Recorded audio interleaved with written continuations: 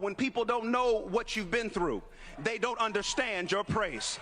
When they don't know what you have sacrificed, those late nights when you wanted to quit, I'm talking to somebody, those times when you were crying saying, I can't make it, you have a reason to celebrate. And let me tell you, with everybody trying to stop your shine, you cannot be stopped. And I'm going to quote the famous lines of the ubiquitous Sean P. Diddy Combs, can't stop, won't stop. Who am I talking? When people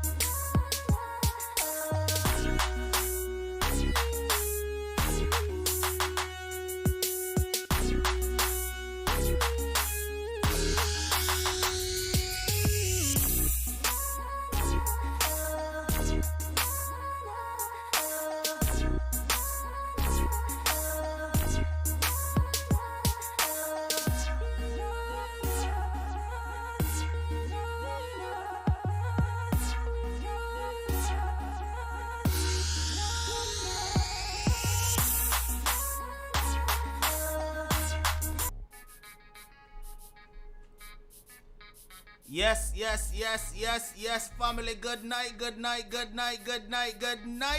It is Wednesday night, and today is the 28th. The month almost done, though. Before, as a matter of fact, I talk about the month almost done. The year almost done. Almost 2021 already, you know, but people, then again. I want to tell you, say, 2020 need to hurry up done, cause this is one of the worst years ever, right? You not agree with me, though? Yes. Gracie Trail, good night to you. All right, Lottie Brown, good night. Facebook in the building. Well, go on, blessings to everybody over there on Facebook checking in tonight. Jenny Unstoppable, good night. How are you? Candice is here as well. Blessings to everybody. Oral, go on. Listen me. When I tell you this is one of the worst years ever, I mean it is one of the worst years ever. I just can't wait for it done. I can't wait for it done, none at all. Me I tell you the truth. But you know what? Let me tell you no. Before I even introduce tonight's scholar to the show. A few seconds before the show started, I just happened to come across a little program. And it almost caused me to even start the show late, because I ran into it and I was listening and watching, and it was so interesting. I mean, I say, yo, John was Star. Every single day, somehow we get up and we complain, we miserable, we unhappy, we bawl over what we have. But believe me, I was watching this program, and don't get me wrong, this is not anything new to me. This is not something that I didn't know, that you have to be grateful for everything we have. But watching this program a while ago just reminded me that I need to be grateful. I'm going to tell you now what was happening in this program that I was watching. So, the program was of this man who was diagnosed with ALS. Now, if you don't know what is ALS, Google it. And his diagnosis left him paralyzed. And by paralyzed, I'm talking about his entire body paralyzed. The only part upon the man can move is his eyes. Him head can't go left and right, him hand them can't move, him foot can't move. He is stuck in a chair for the rest of his life. Which, by the way, doctors gave him 2 years to live after his diagnosis. Seen Princess? Princess, the doctor them tell him say him have 2 years to live after his diagnosis. I'm going to tell you something. The man is now going on 10 years over the time that the doctors gave him to live. Somebody say amen, no man. Doctor gave him 2 years to live. But the man is now going on 10 years past the time that they gave him to live. Now, despite the fact that he cannot speak naturally, like how me can talk right now and most of you can talk right now, despite the fact that he cannot speak naturally, he is able to speak because of some kind of, gadgets where them connect to his brain cells and stuff like that. And it comes through a computer screen that is connected to his chair. So the audio comes out and his lips isn't moving anything, but, I guess he thinks it and it channels through the system. And this man in his condition is extremely happy. Him hand can't move, him foot can't move, him can't get up and walk, him can't talk. The only thing on his body is his eyes that can move, and the man is extremely happy. I'ma feel like I was meant to see that program before we start the show tonight, because it just prompted me to come and remind you. Say be grateful even if you not have no food tonight. Be grateful. Because this man stuck in a wheelchair and was given 2 years to live, but is now going past 10. Now if that is not a reason for you to be grateful, you need to reevaluate yourself. You understand? Enough of the talking.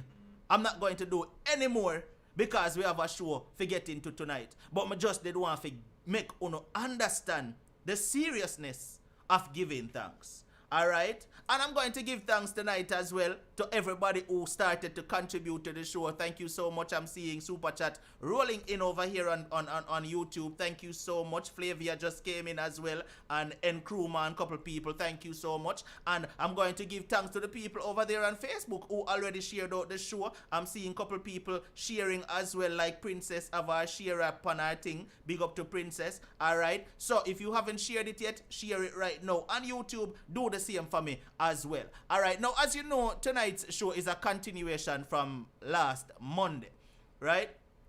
And we left off where the general was transitioning from Jamaica after having a horrible life in Jamaica, him transitioning from Jamaica to wherever he ended up now.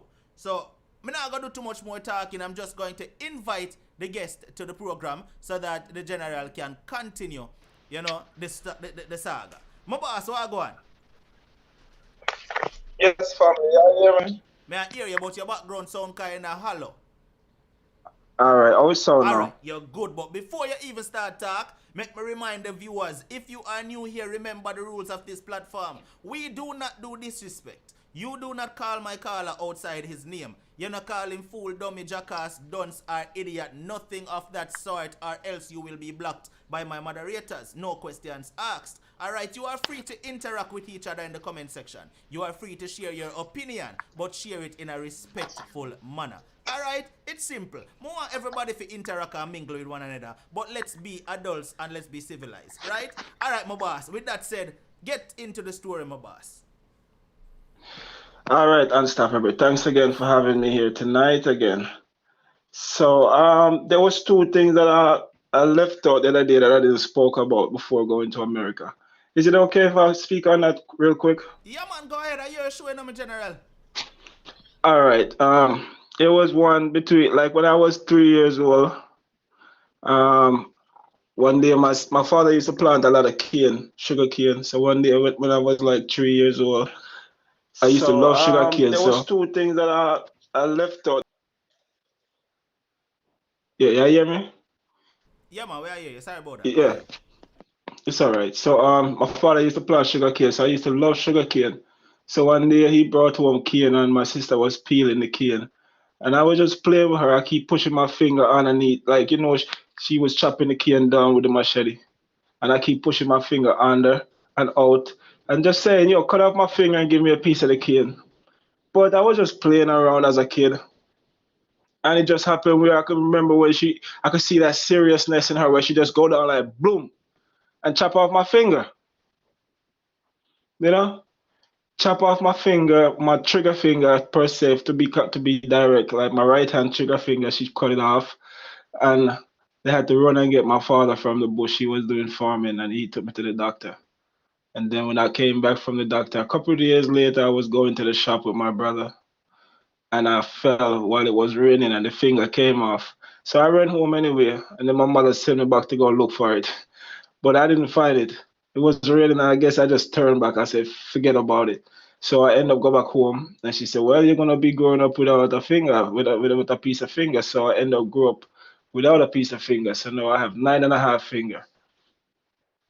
And another thing, I was being molested by one of my sisters, but I'm not gonna get into that. But I just wanted to put that out there too, that was messed up. I was molested by one of my sister. Wow, one time, you know. But anyway, moving on from this into going to America. So leaving from Stony Hill, going to America. I thought America was gonna be one of the most exciting thing ever in our life because everybody wanna go to America. Would think going to America would be one of the greatest thing. Even though now I could still say it's still great, even though things we got through that. But you know, at that moment as a kid, you think you're going into a better rose. Well, we went into America. When my father come and get us, I didn't even have a shoes to go to America. And we went up in October, so that was like the fall time. So me going to America don't have no clothes and no shoes because my father come down and him not bring nothing for we go to America. So I had some shorts and some shirt. And one of my friends loaned me, give me one pair of his shoes to come to America. That's why that dude, I never forget him because that's something that, you know, it's real friendship right there if you do that for me. But coming to America, our first Thanksgiving in November was like the best thing ever because I never had a Thanksgiving like that ever again in my life since I've been in America. But it was the best thing ever. We had so much food, so much family member come over to see us because we just come up. We went to our other family member and they gave us money after our settings at our house was finished. They gave us money. We had a lot of fun. It was just exciting, like, you know, like yes, we want there. And then in between, nothing really go down. And then we had Christmas. Our first Christmas was like all that a kid would ever wanted because coming out of Jamaica, coming from the countryside, living in Kingston, then move to America is like we transforming in every step. So Christmas time, it was something that we normally see on TV. Everybody got their pajama with the Christmas with a little Santa Claus and the colorful things you wear to go to bed at night. You know, you got to go on you got your nightie. You can say your pajama, and the lady and the girls got their nightie, but it's all Christmas color like Santa Claus. You know, all the little Santa Claus Christmas feature them up on the nightie and pajama. But we're just feeling good. Then we had a tree, big old Christmas tree with pepper light all over it, and you know they treat us like, you know, them white kids. When Christmas night come, you don't when Christmas come, you don't see nothing underneath the tree. Tree empty, and we say, oh, Santa Claus not come with nothing, and them I tell us, oh, Santa Claus ain't come yet. Santa Claus will come at the midnight. He gonna come down the chimney with a big bag or whatever. So we just have living that fairy tale. I was only 17, but it was like my last wonderful childhood Christmas, my first and last wonderful childhood Christmas. So it was nice, and give tree empty the night, and we wake up the morning, then wake up like about 6 o'clock the next morning, and when we go outside to the living room, the tree full of gift blouse and skirt. Here we are thinking that Santa Claus really did came last night. And I full up the tree a gift. So anyway, we enjoy our Christmas. We end up leave from home and then go visit other family again, just like Thanksgiving. It was good, it was fun. And then into the New Year's, things starting to make a change for the worse. Because into the new year, I started seeing a whole lot of different activity. Because from when I got there October, every day I had to go work with my father. He had them own the house, and them I try to fix the basement for rent it out to other people. So me and him down in the basement every day working. He would come home from work whenever he work at night and come home in the morning. He would come home and call me and say, "Let's go, we have to work." And I have to get up and go down there like 6 o'clock in the morning because daddy called you. And if you work in the day, at night we have to work. Sometimes we work until 5, 6 in the morning. Sometimes we dig in a hole for water to escape, cause running pipe and everybody in the house come out and a dig hole. And it's like, all right, it was tiring for me because when them a come out, me did a long time, I still can't leave. But when my sister them wanna watch TV and all that, I didn't get that chance. So me working with him every day, I never really get to meet no friends. There's guys on the block that want to be cool with me, but I didn't have no chance. There's girls in the building that I like, and I didn't have no chance. So I was dirty every day, in and out, from the home to the hardware store, from the hardware store to home. But the bigger man them on the block, they respect me for that because them figure, well, a young youth like you always dirty and working with your pops, then that's good look. So I used to get a lot of respect from the big man them on the block. I could go to any one of them house and go hang out with their daughter and chill and hang out. But those were just a good time. But now in the house, things starting to change up for the worse because now our mother was left back in Jamaica and now we living with our stepmother and her 3 kids. She had a little baby for my father, a little boy. So then her 3 kids and him, which is 4 of them, and plus four of us. Yeah, 4 of us. So it was 8 of us in the house as kids. So the mother, she started to tell my father that my sisters and them is being rude or disrespectful or whatever. And she feel like my mother in Jamaica is sending letter to them telling them how to disrespect or when to disrespect her, which my mother never did that. Every time when we call her or she call us, she would always say, make sure to respect your stepmother and be kind and be nice because if I never she sign paper on the America because your father couldn't do it by himself. So she always tell us that. So we're not gonna tell no lie, say my mother this and that. She always tell us that when she call. But this woman, she just have her way of telling my father things and my father act out on it. So now I remember one day when the beating just started, one day my father, I don't know what happened when my sister did something. So she tell my father my sister did something. And my father come home. That sister is the one, me and I was living in Kingston. And we really love her mostly because we grew up together and I always look out for her and she look out for me. So that day, she was saying, the guy, my father said something, my stepmother said something, so she said, and she never liked it, but my father starting to beat my sister, yo. She starting to beat my sister wicked. Like, you can't even see when the girl kick up her foot them in her ear and you can't even see her panty and them something. And it just grieved my spirit, yo, because growing up in Jamaica all these years, we go through all the toughness and we never have no father around us like that. I know, so we just come a foreign. And this woman, I tell her things, and you beat the girl like that. You beat the girl left, you beat her right, you beat her with a piece of broomstick, you beat her with a what they call it, a pickaxe stick. Sorry, I don't know where him get the pickaxe stick from having a house, but it was very short after that before me start getting to. But anyway, while the man I beat her, and I beat her, it's out there, and I beat her and I beat her, me get mad and me say something. Me say, stop beat the girl no man, and like me just, couldn't take it no more. And the man stop beat the girl and start beat me. The man give me some rotted lick that day there. I mean, I feel like ask, what me do? And nobody now say, man, stop beating the pitney them like that. Stop this and stop that.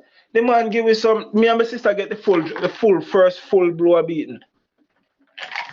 So, right after that, my other big sister get her first beating. And her beating was even more wicked that comparing to for me and my other little sister. Because he beat her because he claims that she had a ringleader where I encourage my other little sister them to be rude and disrespectful or whatever. So he beat her and him say I send the letters them to my mother and it's just she had a ringleader, so she get a full beating. And me say before she end up beat my sister, my next sister, the day after him beating me and beat my next little sister, remember the night him I go to work.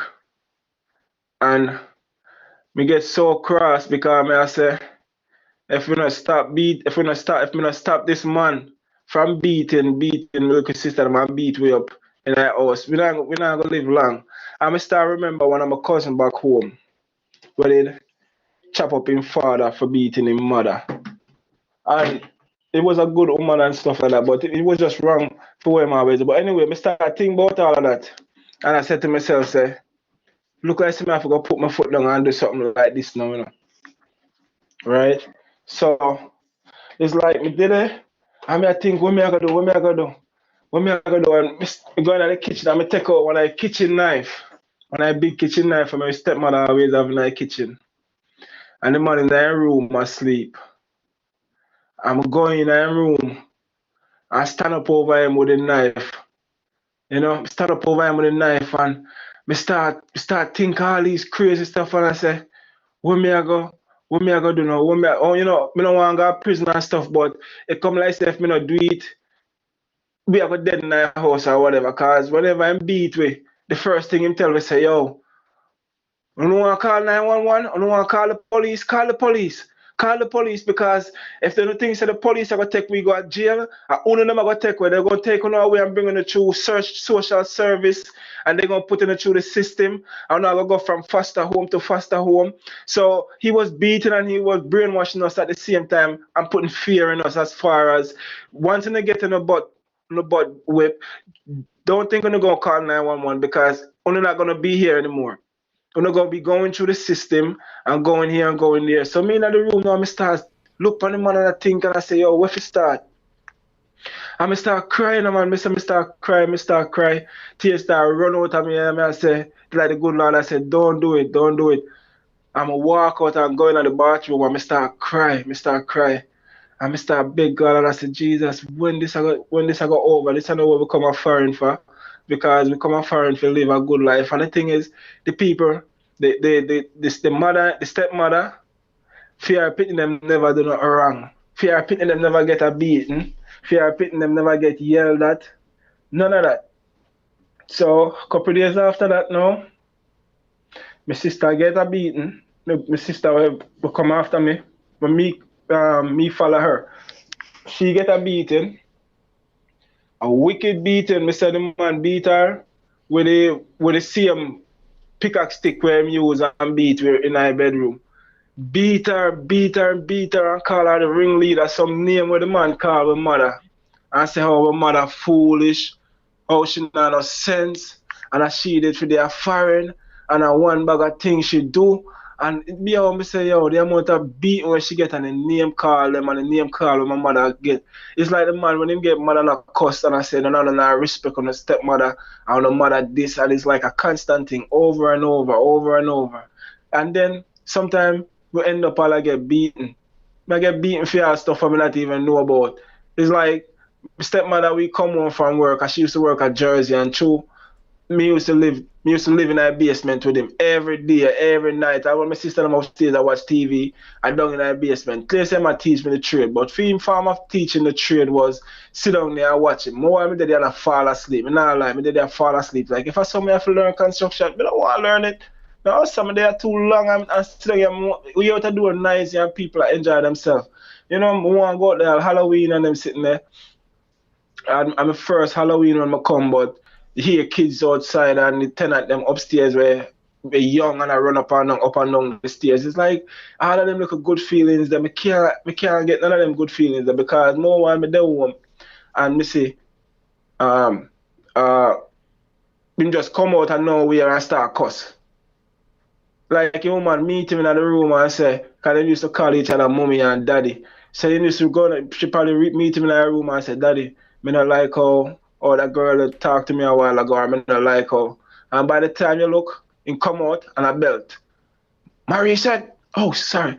Someone said, you know what, yeah, blah, blah, blah, blah, blah, beating, blah, blah. Sometimes when the beating start, everybody start going at them shell because you don't know who will get it next. And we're not talking about fear kids, them. We're talking about us as female youth, them, become America. It's just like anything she say, is like him just act on it. No question asked, more than just act on it. Him go on and go on, go on and go on, and him beat we, and every beat when beat we, sorry, every beat when beat we, him tell we said call 911. Call 911 for how many months me in the house and we get beaten for. Call 911. Remember one day, the lady, my stepmother come home from Jersey and me did it all day at work and I said I want to go out the door till me short because them time I made fresh from Jamaica but me used to smoke my 1-1 cigarette. So she would give me my little 1-1 cigarette now and then. So I never have a problem for beg her if I can go anywhere she go because it's an opportunity for me. But him don't know that. Him don't know so that's an opportunity for me if you go smoke a cigarette with her while she sing her Brian McKnight and dance and smoke for her cigarette. But anyway, that day she come home and I say, yo, she said she'll go somewhere in the mall. And I say, can you carry me with you? And she said, yeah, come in, man, no problem, come.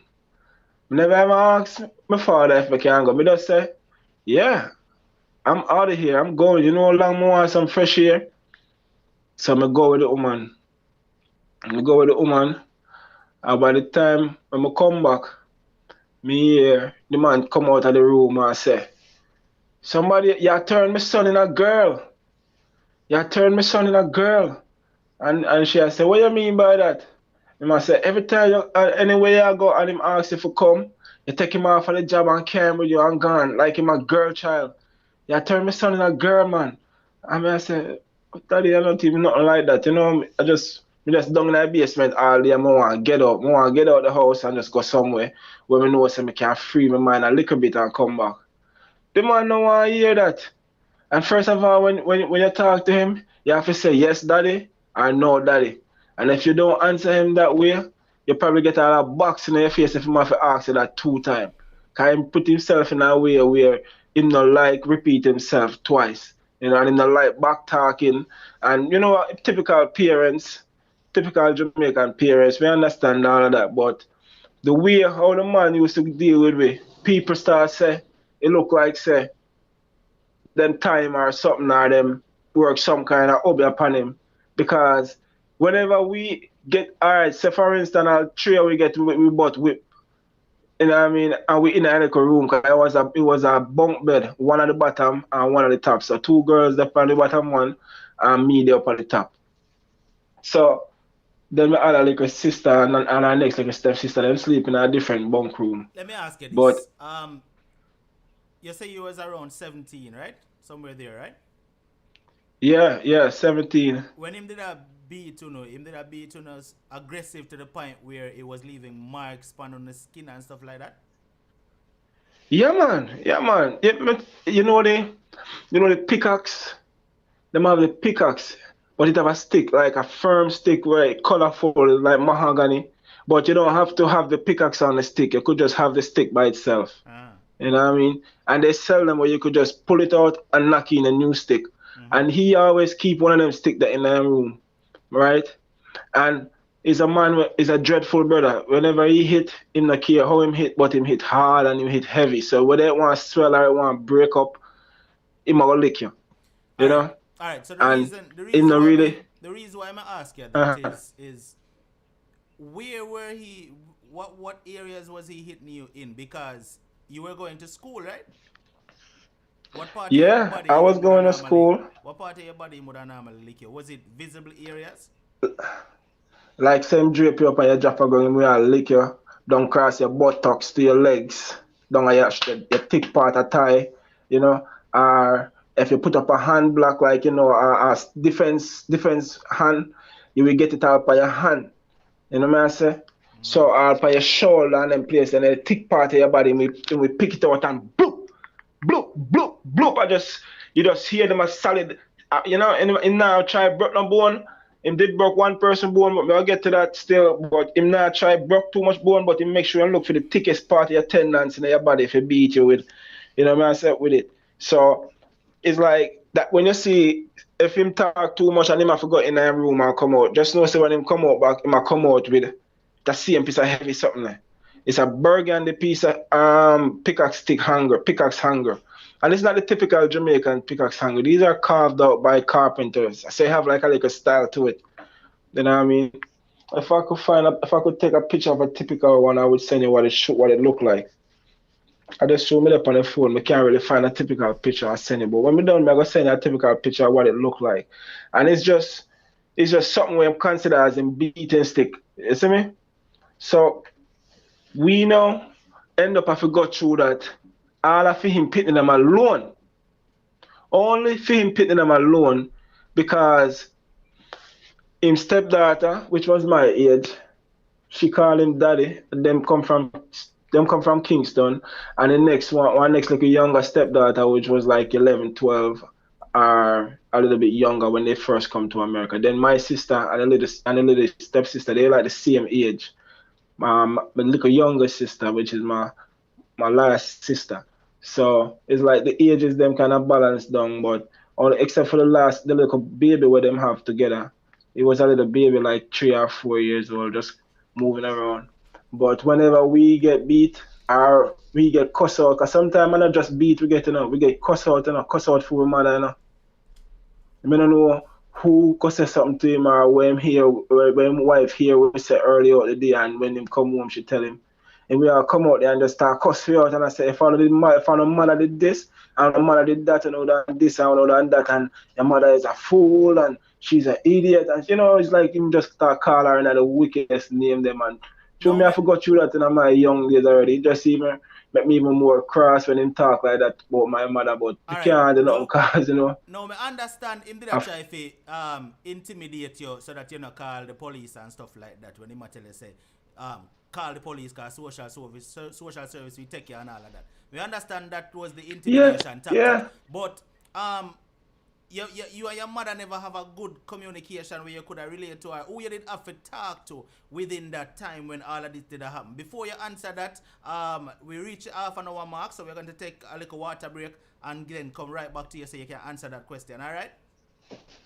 All right, cool. All right, so while the caller taking a little water break, I want to say thank you to everybody who is here right now. If you're over there on Facebook and shared out the stream, thank you so much. If you share it, by the way, just comment in the comment section and say Unstoppable I shared. If you don't share it as yet, please share the stream right now. And on YouTube, please do the same for me. Share it out to a WhatsApp contact and invite them over to the show tonight. Because you know it go, we're a family over here and we always want the family to get bigger, right? So invite new people. If you're new as well, jump in the comment section and say I'm new. Please, none of the regulars don't do it and confuse me. Alright? If you're new here, just jump in the comment section and say I'm new so that everyone could welcome you to the family and make you feel like you're a part of this unit right here. Alright? I want to say thank you to the persons who have contributed to the show so far. It means so much. I want to say thank you to Sean Castle, who just came in with a contribution. Lola just came in as well with a contribution. Flavia Austin came in with a super chat contribution. Euphemia Spencer, thank you so much. And Euphemia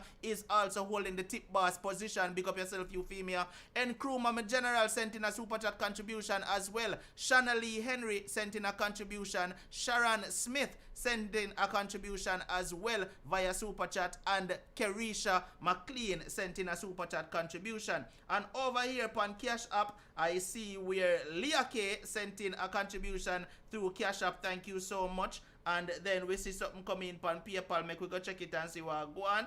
Alright, it's none other than Foreign TTB sent in a contribution via PayPal. Thank you so much to everybody who contributed to the show so far. And if you're here and you want to contribute to the show, it is not an obligation, but if you would like to, there are many ways. We have PayPal Super Chat, Zelle, Cash App, all the other angles. Alright, so if you would like to go right ahead, it's right on the screen. Alright, my general, we're back with you. Are you ready to continue? Yeah, man. Alright, pick up, go on. So answer we know. Who you did have within that time when all of this did happen where you could have talked to? So within that time, I have a older brother, a Yankee brother live next door. But here's the reason with him more, but him never really give me no incentive on what to do. Him just tell me, say, one day I'll get bigger, I'm not going to do that no more. I'm always say, hey, man, don't worry about it, man. You're going to get big one day, you ain't got to be there no more. And I'm like, damn, but my sisters and everybody going to be there same way. But then there was a lady upstairs, a Black American family where have their kids and they would sometimes when them are pass, then we see we open the door and somehow we run out the door because one of my sister them in there get their ass whipped, getting their butt whipped, and we open the door and I come out. We did up on the first floor and you have the second and the third. But tenants was on the second, Spanish family and a Black family and the thirds. But the Black family them always up and down the stairs. So one day they saw us running out. A few of us run out the door and then in the hallway, and them hear one person in their ball and I kick up and and then they saw me and they said, "Hey man, what's going on? That's abuse. What I heard in there the other day, that was abuse." And they was like, you could call 911 and get the city involved. And I'm like, I can't get the city involved. They're gonna take us away. Like that's all he keeps saying, that ACS is gonna come and take us away. And we're going to have to go from house to house with foster family. And he's not going to jail. He's going to be coming right back. He will be like, I'm not going to go to jail. I'm going to be gone and I'm going to be right here. Because in America, when kids are bad or whatever, the government can take them away easily. And I'm like, all right. So whenever I cuss you out and deal with it. Oh, then again, my auntie and them. I had auntie here and some family member, but he would call them and tell them that we being rude and this and that. So therefore, they don't want to hear nothing from us, because they're listening to the bigger ones. So because of that, we live here now in America. We're not even close. Most of our family members, we're not even close to them, because nobody never take the time out to hear us or listen to us. Because we tell our sisters and them, we tell ourselves that we're not gonna make our mother know what we're going through here because she's back home and I don't want her stressing herself out and can't do nothing about it, and even making it worse for us by cursing him out when she call or whatever. So we was holding it on the low. So even after I talk to my mother recently, I will talk about it and she'll be like, we never even know say them things and I go through and stuff, but we choose to hold it back from her. So right there, we didn't read, so that because of that now, he get more advantage of doing what he was doing. So whenever him cuss out we or beat we lock off in our little bunk. All his stepkids, the other ones, his wife kids, all of them lock up, go in a feed them room. They're on bed. Daddy this, daddy that, and them a laugh and them a chat. Yo, you used to burn me, you see, man. You used to burn me because I'd be like, look at this man. You're pitting them the right thing, I say, where you just class and beat out and this and that, and you're in your bed, and the other rest of your stepkids them come sit down up on the bed and laugh and watch TV and wanna lay down on carpeted floors, just spread out in our room, and we over here like some suckers, like we just cuddle up in our corner, and we're like, what the hell is going on? So with me now, I never really get too much of the lashing that much, because for one, the woman not complain nothing about me. So the man used to ask himself, say, why is it that every time you complain is about the girls them? You never complain about this guy. What's going on? So we end up going to school. Like I end up starting school in late January because I don't know what they did I do, forget me in school, but them did I move slow. Very, very slow. So January start, I didn't get to start school. So I think probably early February, January, February, March, and then later and before me end up start school. And my father never do much about it because he was enjoying having me down there in the basement, holding up sheetrock and this and that and busting open floors and digging out all kind of stuff. So he never really thrilled me never see that effort in him. But anyway, then got me in school late in the new year. And when I go to school now, I start to say, yo, school nice, friends nice, and the people them nice, and out the road nice. So I start to say, all right, then I need to find a way of what can keep me outside. That I don't have to go home in time for him to have me down in the basement working and stuff. So I'm going to find something in a school that can keep me out there. And them time I know, me in a school and they come to the class and ask if anybody want to be on the student leadership team. And I say, yeah, I want to be on the student leadership team. Why not? And then they send the next paper come after a while and say they're looking for people to act in the class, to do acting in a Shakespeare Macbeth play in the high school downstairs. And I say, yeah, I want to be a part of that. So I go down there, I go audition for it and get the play. And now that I keep me out of home because when school finish, I have to go to the audition towards doing that. So now I'm reaching home 7 o'clock, 8 o'clock in the night. When I reach home, he mad as hell, sitting down. Oh, first my wife did that turn in a gal. I know you feel like you're a man where you stay out the road and you're not coming home. So I just start reload the script them game and all of the papers that accumulate over the time in school for sure. Say, yo, I this me that one. So now I end up going to join one next thing in the school called peer mediation. So I was a peer mediator for people when they fight. You know, we separate them and try to make them talk it out and be peaceful. So those are the things just to keep me back from school most of the time. So I use those things to keep me away from home throughout the day so I don't have to deal with him because at that time he was working at night. So at certain time of the day, I have to go sleep. Like 4 o'clock, I have to go sleep to get up and go to work like 11 in the night. So I used to get away. But that didn't make it worse. That only make it worse because him started hating me even more. And when I'm home on Saturday, I always ask my stepmother if I can go with her. Wherever she go, Casco, BJ's, anywhere, I'm just ready to roll. Me and her, and she not carry none of the girls in with her. So now, he started acting even not jealous in a way. And I'm like, what's wrong with this man? Thinking that, you know, me and my stepmother just hang out because first she not complain about me. And she don't make me get no, she not say stuff to him to make me get beaten like that. You see me, I say like the other ones them. So everything just spinning in my head like, what's wrong with this kid? Like every time my wife gone on the road, so. But him don't know, say, I should me get to smoke my little cigarette and be free, be myself. You know what I say? With her and just drive.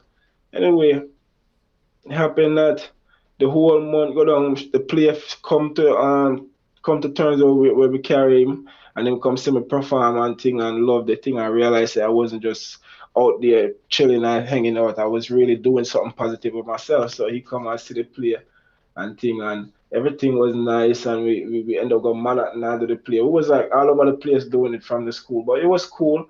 So home, that was just my way of being away from home. But me come home and we just hear somebody say Shelly and just get, oh God, sorry about that. We come home and we just hear somebody say, yeah, your little sister just get beaten. And I'd be like, what? For what? And nobody don't know why. So them thing they used to like stir me up. I mean just be like, Jesus Christ. So now something go on one day now when my father end up beat my big sister again. Wicked. Beat her. And my sister decides that she not take it no more. Cause now she like 19 because she did come up a little bit over age, you know, because I think some of them say her paperwork had already started when she was younger, so she beat the system. So she come up a little bit later. I tell her, say, my sister decides to tell him peace of mind, and my sister take the lick them and tell him peace of mind. And he said, and the next day, my sister just take up her stuff to and move out. She said she gonna live somewhere down a flat bush of people house and man start feel her up and thing and all that sitting there and she end up have to leave and start struggle out the road. So I said, damn. But we keep close contact with her, and I used to always talk so. Then again now, me dey home now, the house I get short and all. Then put a lock on the fridge. Then put lock on the cupboard. Then put lock on everything. I said the little baby, I pull out this and I pull out knife and everything. You say, yeah. So when my father gone to work now, the whole thing lock up. Everything lock up, from fridge lock up to cupboard and everything. So when my father drive up now, them open up everything like when he knows them close to come. Or if them up in room and watch TV, then we see when him drive up. So then but that who have the key? My stepmother, big daughter, have the key around her neck, like a chain she wear daytime. So my sister then used to get frustrated. I used to get frustrated, but we never really paid that no mind because we end up start hanging out next door over the old man house because him alone used to live over there. So we used to hang out with him over there a while. So now, after my sister leave, come around to my first year. Before you keep moving on, before you go on, so them a put lock on the fridge and the cupboard them, so basically, you don't have nothing to eat in the house. Yeah, then I put lock on thing for the thing them and I say, but you see what I know say foolishness that I do because my father approve it. And the woman try to tell him, say the boy I get big now and him start open up everything like our fridge.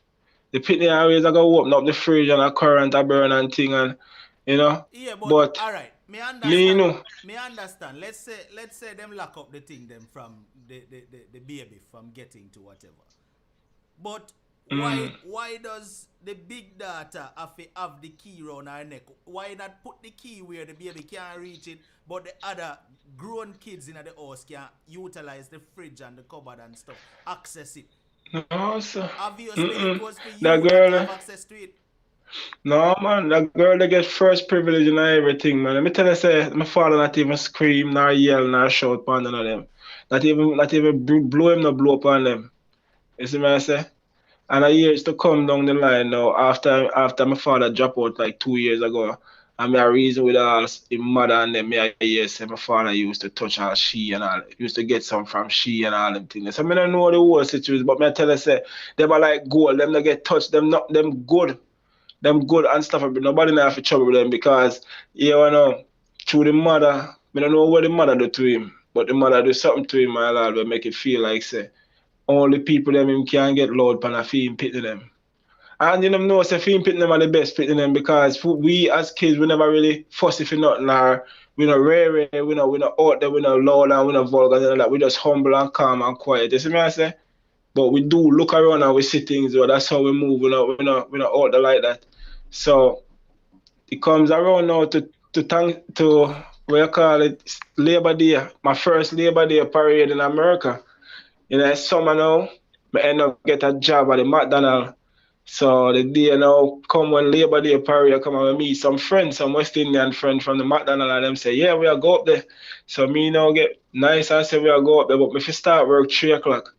So we go at the parade and end up reach at work like 7 o'clock. And when we reach at work 7 o'clock, now the people might say, oh, well, you have to go stay until 3 o'clock to catch up your time, make up your time because you're late. Because I ever get fired, but it was a holiday and them pardon us as West Indian. So them say, all right. I say, okay, I'll stay until 3 o'clock. I'm telling them I have a bicycle when I ride to work because I wasn't that far from home. So, that night, when we finish and ride a bicycle home like 3 o'clock in the morning. When we reach home and bathe, and I think we must eat a little something because the Labor Day parade over for we are with a whole of the Labor Day is a big city, big settings in America. So it's like there was barbecue in front of our yard from the neighbor. Them bringing food and all of them stuff, and so we get stuff from them, and you know. So it was nice, and a whole part of garbage is left in at the front of the yard. So we just come in like 4 o'clock bed and lay down now. My father and my stepmother get up in the morning like about 5:30 going on 6. I guess they probably get up like 5 and I leave out. But me never even know when they get up. I know me hear when the woman walk out and call the man name and say, yo, make sure say you leave out here before my youth I put out the garbage out the door. So him say, okay, mommy. I say me used to call her. He say, okay, mommy. So I say, all right. Me didn't know. I say, him come to me and call me. I say, yo, go put out the garbage out the door. You hear the woman before. You know, I say, right now, them telling me just turned 18. So I say, no. Me have one girl I breed when me turn 18, but me never even tell him yet still. But me that want to find a way how to tell him my first summer. So, the man pass me and say, yo, dog, like him call my name and say, yo, you know, I'm going to put out the garbage. Me say, I'm going to deal with that when I get up just now, man. Me just be and lay down, I'm tired. Me I'll deal with it just now, promise. The man walk past again and ask me again if me not going to do it. And I say, me soon go deal with it, man. Just have a sleep for a little bit first. And third time, you hear the man come back. And when the man come back, and the same piece of pickaxe sticking come back with bloop. Cross my back up on the bed and I said, blows, that's crazy. Come like say Peanut Wally. Me I look back because me don't know which part it's something lick me and it spin off of me, off of my body and touch on my head. And when me look up, me see one next one I come and have a watch for my hand and I hold up my hand and it lick right in my which part the watch they on my hand and it bust off the watch. And me jump off of the bed. I'm jump off of the bed, mad and mean and cross like me. I said, Jesus Christ, why me never just put him out of misery when time when he turn up over in that time? Then I look much other people get beat along the way.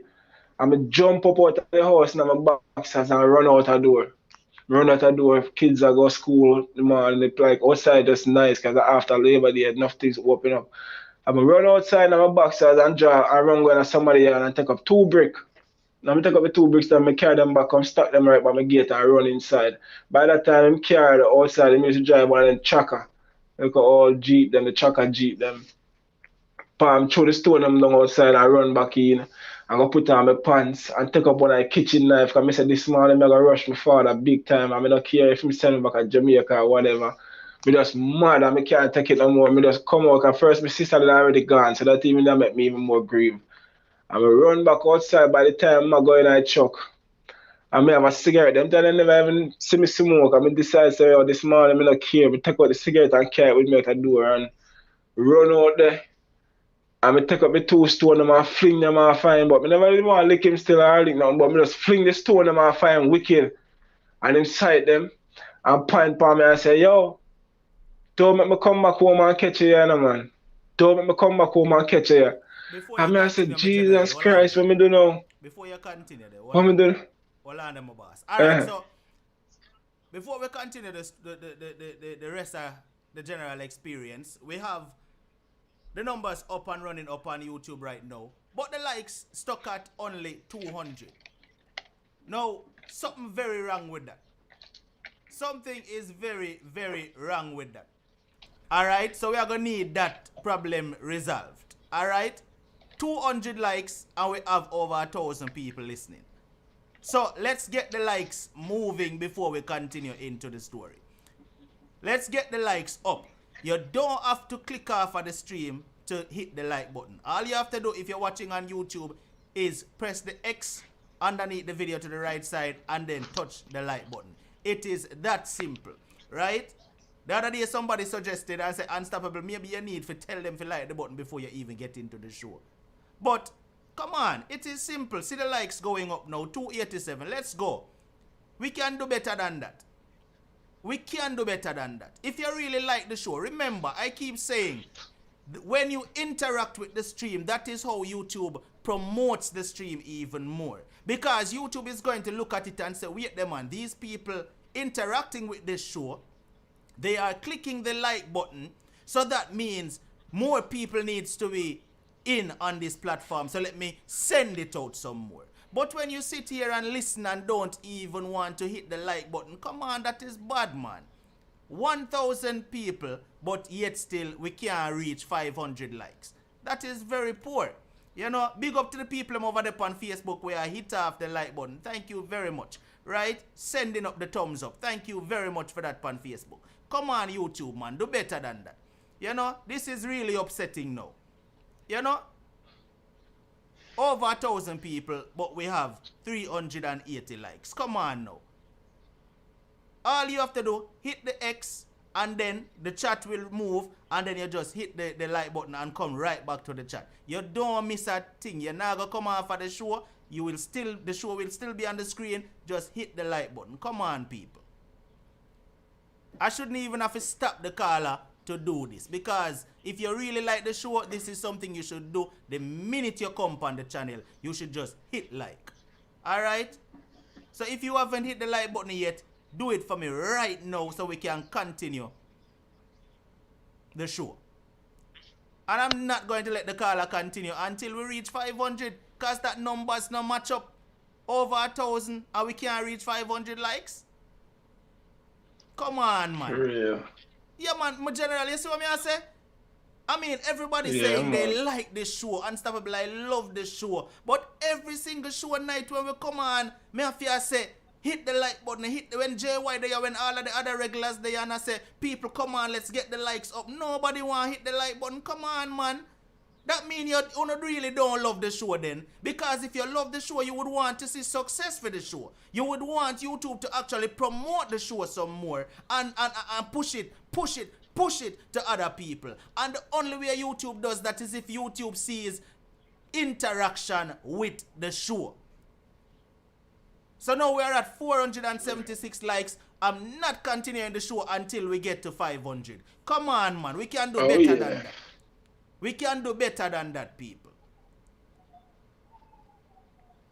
There is no reason why I should have to come on every show night and beg Uno for just hit the like button. No reason. thank you everybody over there on Facebook that is interacting with the stream. Thank you. And the funny thing is, Facebook doesn't even have the numbers what is on YouTube, but yet still, Facebook is interacting with the stream.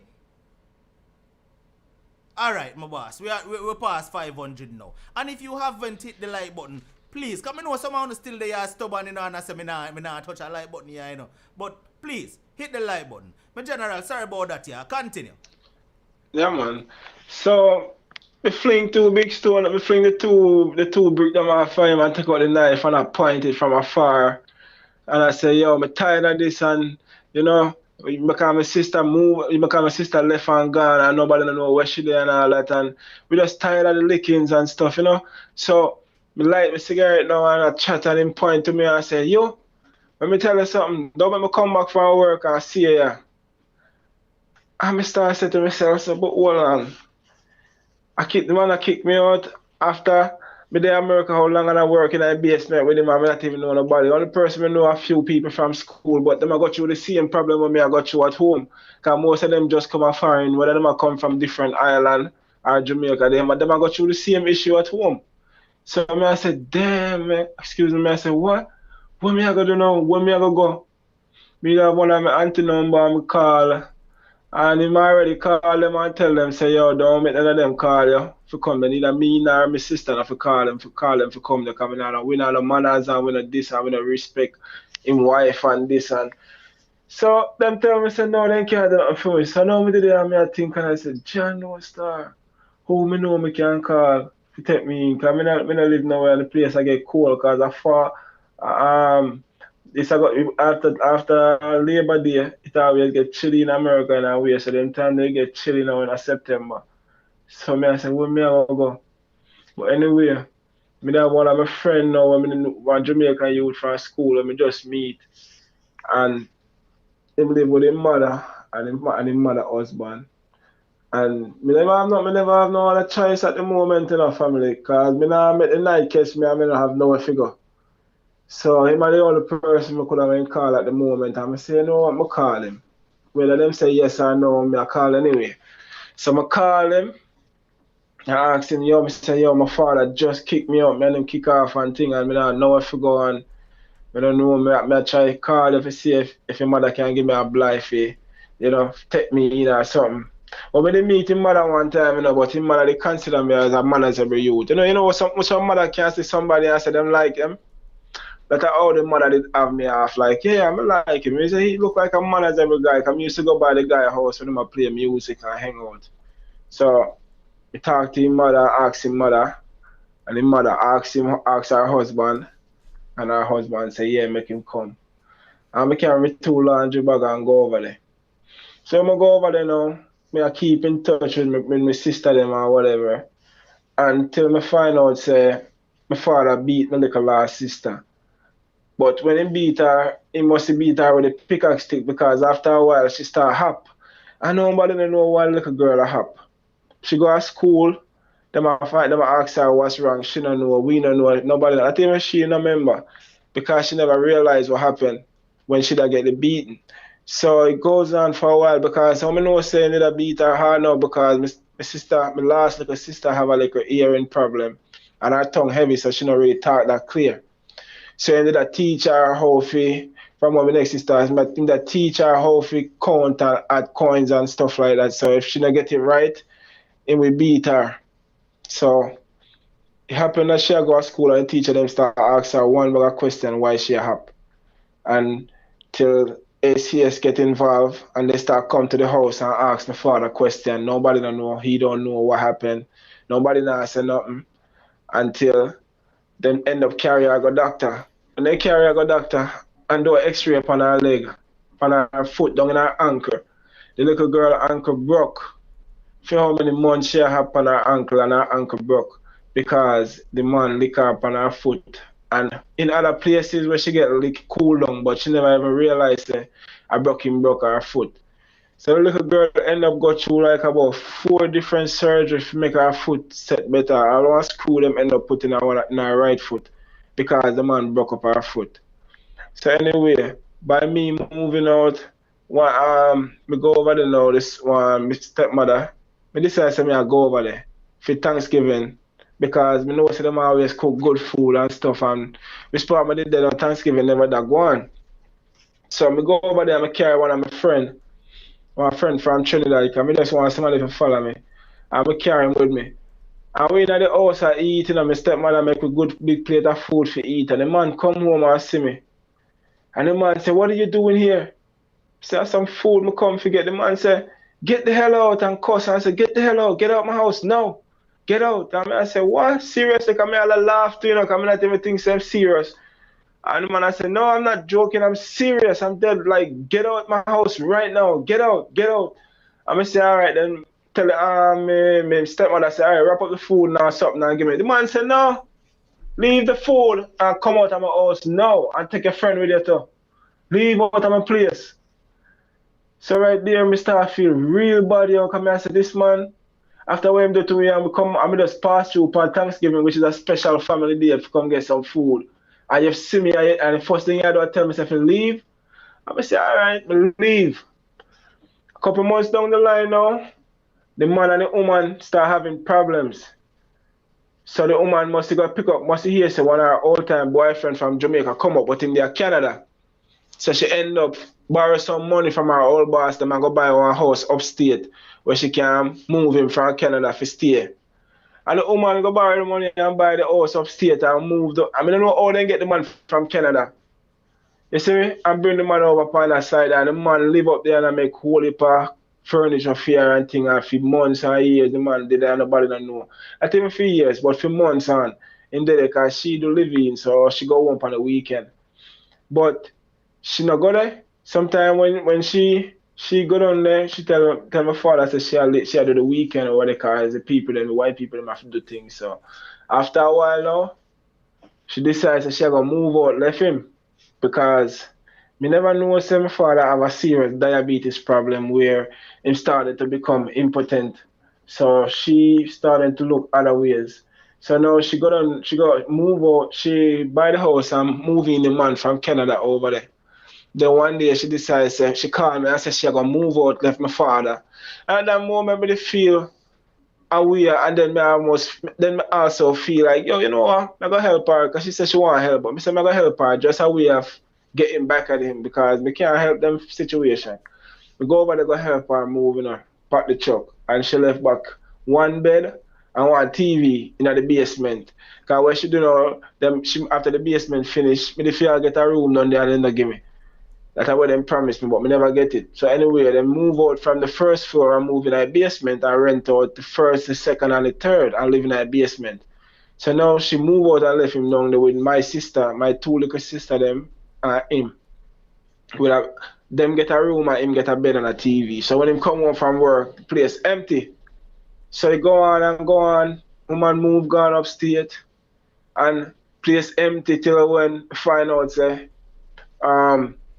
couple months down the line, my sister called me and said, if I come over there because my father got an accident when him get something lick him off a bicycle, I go to work, and then lick him off a bicycle. And mind you, the last time I see the man then when him kick me out of place in a Thanksgiving time, he kicked me out of the house. I never see him or hear from him since then. And so how the long ago doctors, that was? How long ago that was?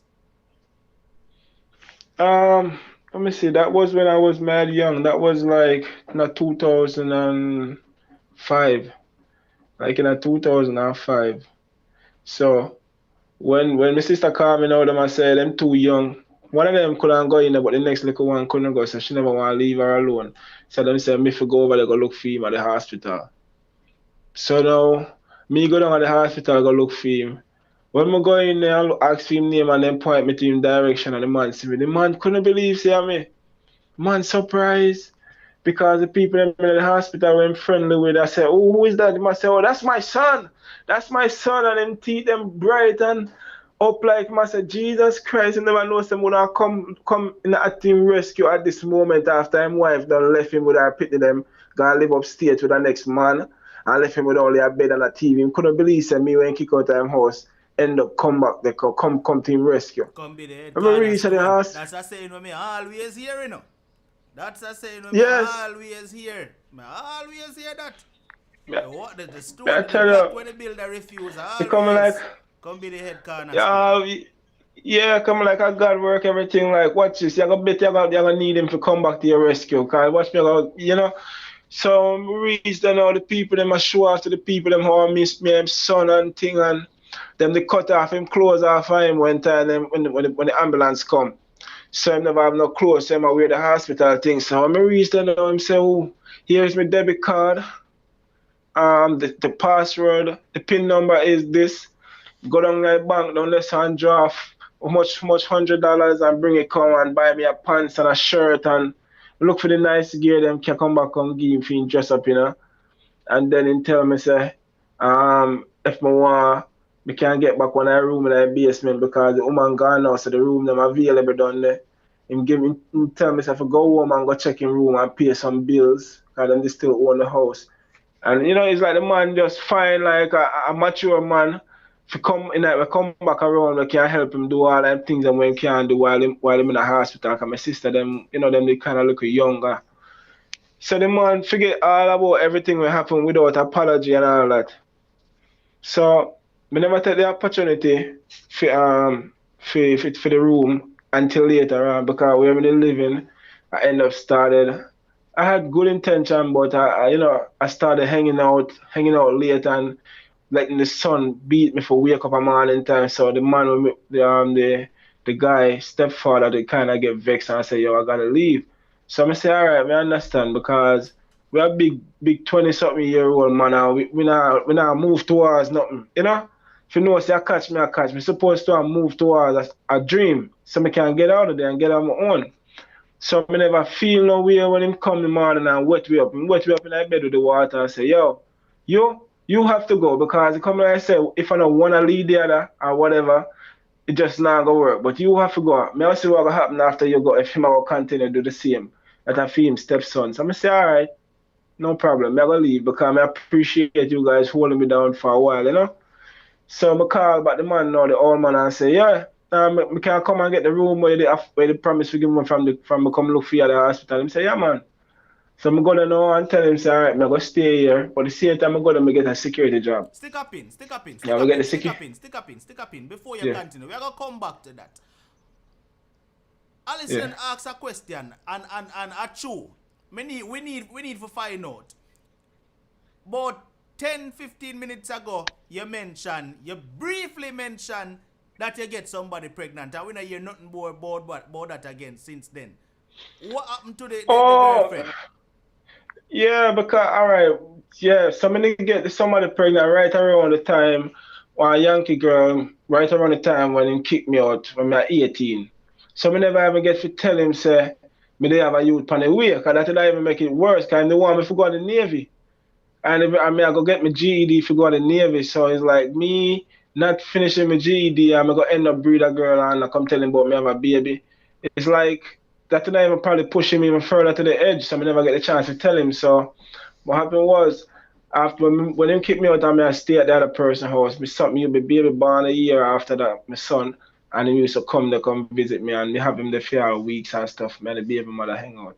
So when the people them kick me out now, because you what now, me that work I'm at and after a while them fire me, because I'm 18 and I say, what am I going to do in my life? Me have a youth now.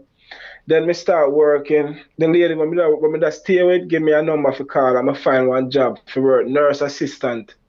I'm a work as a nurse assistant, a home attendant. I work as a home attendant with a cripple man in Manhattan.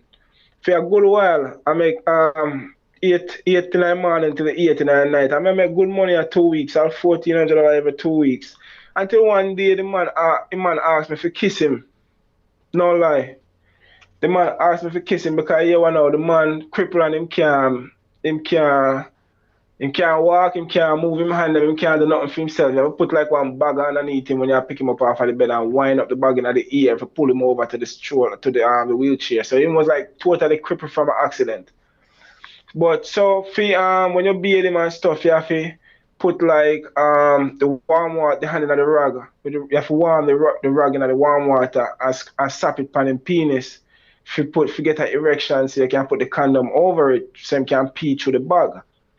and then you tape up the tip of, you tape up the hole. But at that moment, me is so desperate for a job that me not care. The man say you not even have to have no papers, like you don't have to have no certificate, we teach you, so me take the job, you know.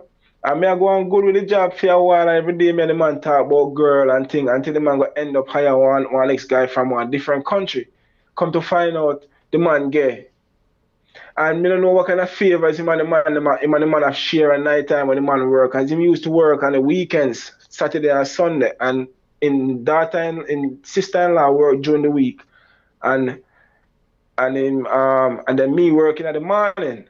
So I don't know what kind of favors I used to exchange until one time the man finally, the chichi man quit. So my little Trini friend come to the weekend. So it's like one day me and the man today and me I try to get the man erect for put on them thing. And the man I say, yo, beg a kiss now, beg a little troops just and one little Trini old man. And I say, yo, where are they? My box it down like, you know.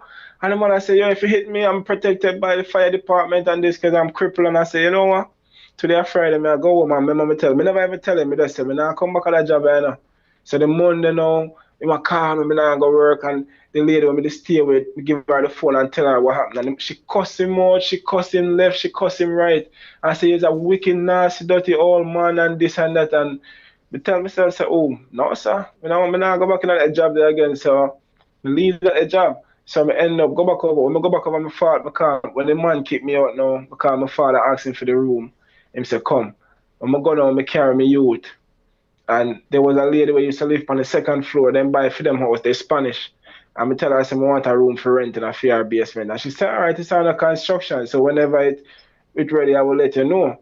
So I tell my father, I say, yo, I just a pass through, you know, I just get a security job. I just a pass through more. Have some of me and my son can hang out and my mother come over here and there, we can hang out. But I'm going to start buying my stuff then for moving at my own place because it's a work plan right now. He say, okay.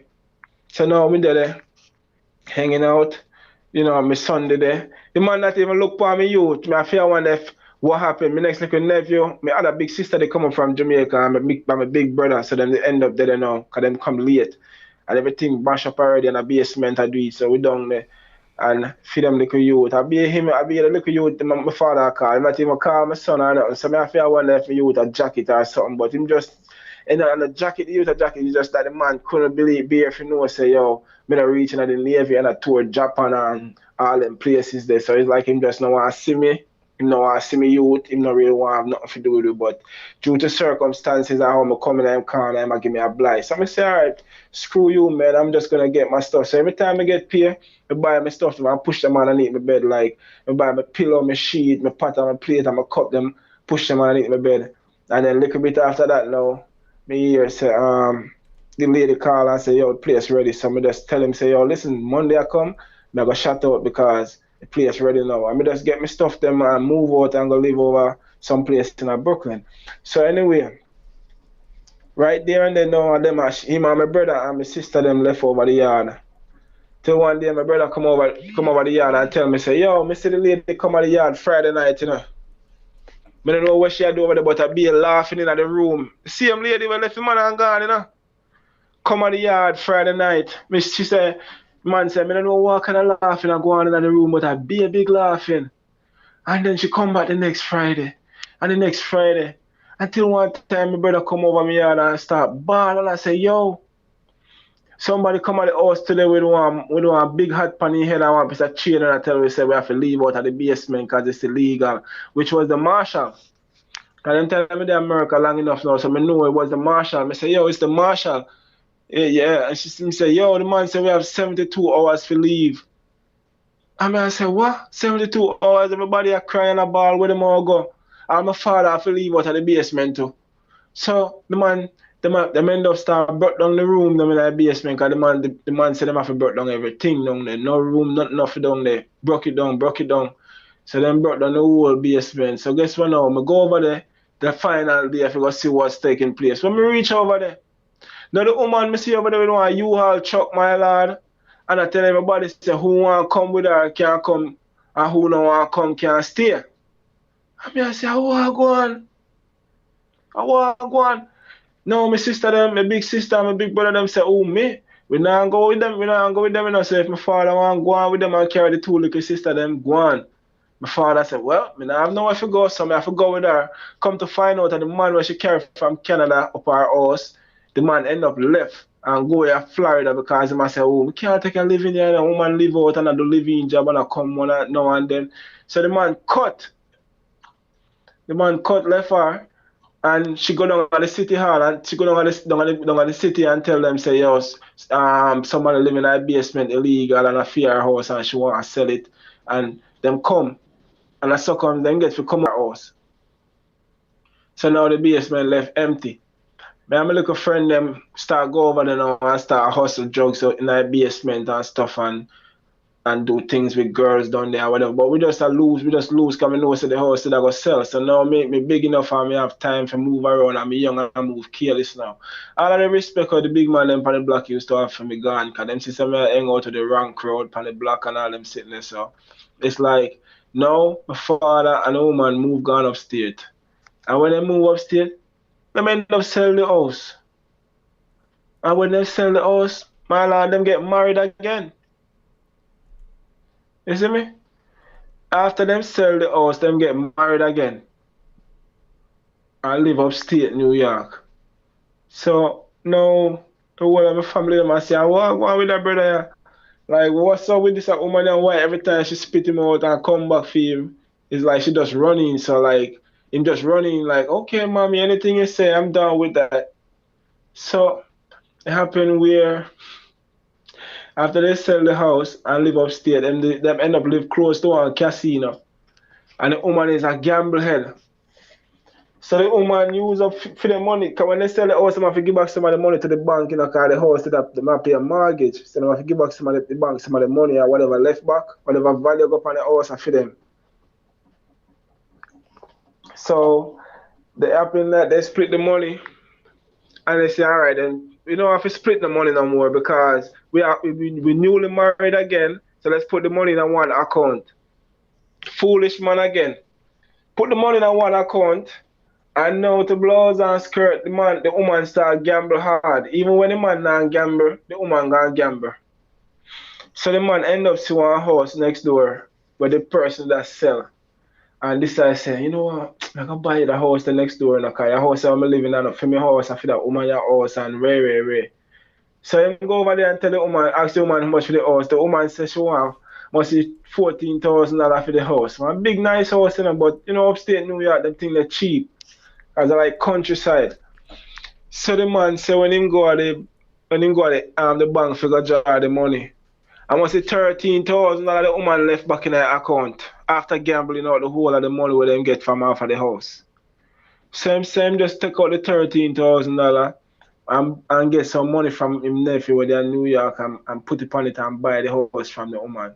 No heat none of the house, no hot water, none of that stuff none of the house. It's just the house mash up and it need a whole heap of work. So now when the woman go to the account and find out say the money touch and the money didn't no more because she can't get no more money. She start cuss to the man, say, when the money there and this, and the man point over this and say, see the money there, a house that I buy. The woman get mad and say, you gotta go, you gotta get out of here. You can't stay in here. Since you buy a house next door, go and go, you know, since you have a house next door, go live in it. So they end up in a court. When they end up in a court now, the judge I asked the woman which one of your house she want, if she want the one where him buy or she want to keep the one where she have. Because you know a divorce court and thing. The woman said, no, I want for my house, man. Because for your house, it already finished, fix up and everything. And so the man said, well, Mr. So-and-so, you get to have your house over there. So if you want to stay with her and fix her, you want to go over there and live, it's yours. By the time the man reached home, the woman started telling the man, say, yo, you got to go. You gotta get out of here. And the house upstate New York, cool. No heat in the house and none of them sitting there. So the man end up go living in the house and some, you know, tuggy style and living in the house and fix up the house because I'm used to can fix stuff, you know, as a carpenter. So I fix up the house and living in the house and the man and the woman. But before I move out, him end up start one fire in our basement. And the fire start rise up. And up till today, she always talk about how him try to kill our kids them because the kids them was in the house. When the fire department come, him tell them say him, but two them never have no proof to say him the down there. Nobody couldn't get arrested, but him sit down over there and watch the smoke come up out of the basement while they pitting them in their house. And fire department a show up to come out fire. The whole basement nearly burned down. Cause you know basement in New York have gas and there's something there. If the fire touch certain place, a big blow up, that big explosion.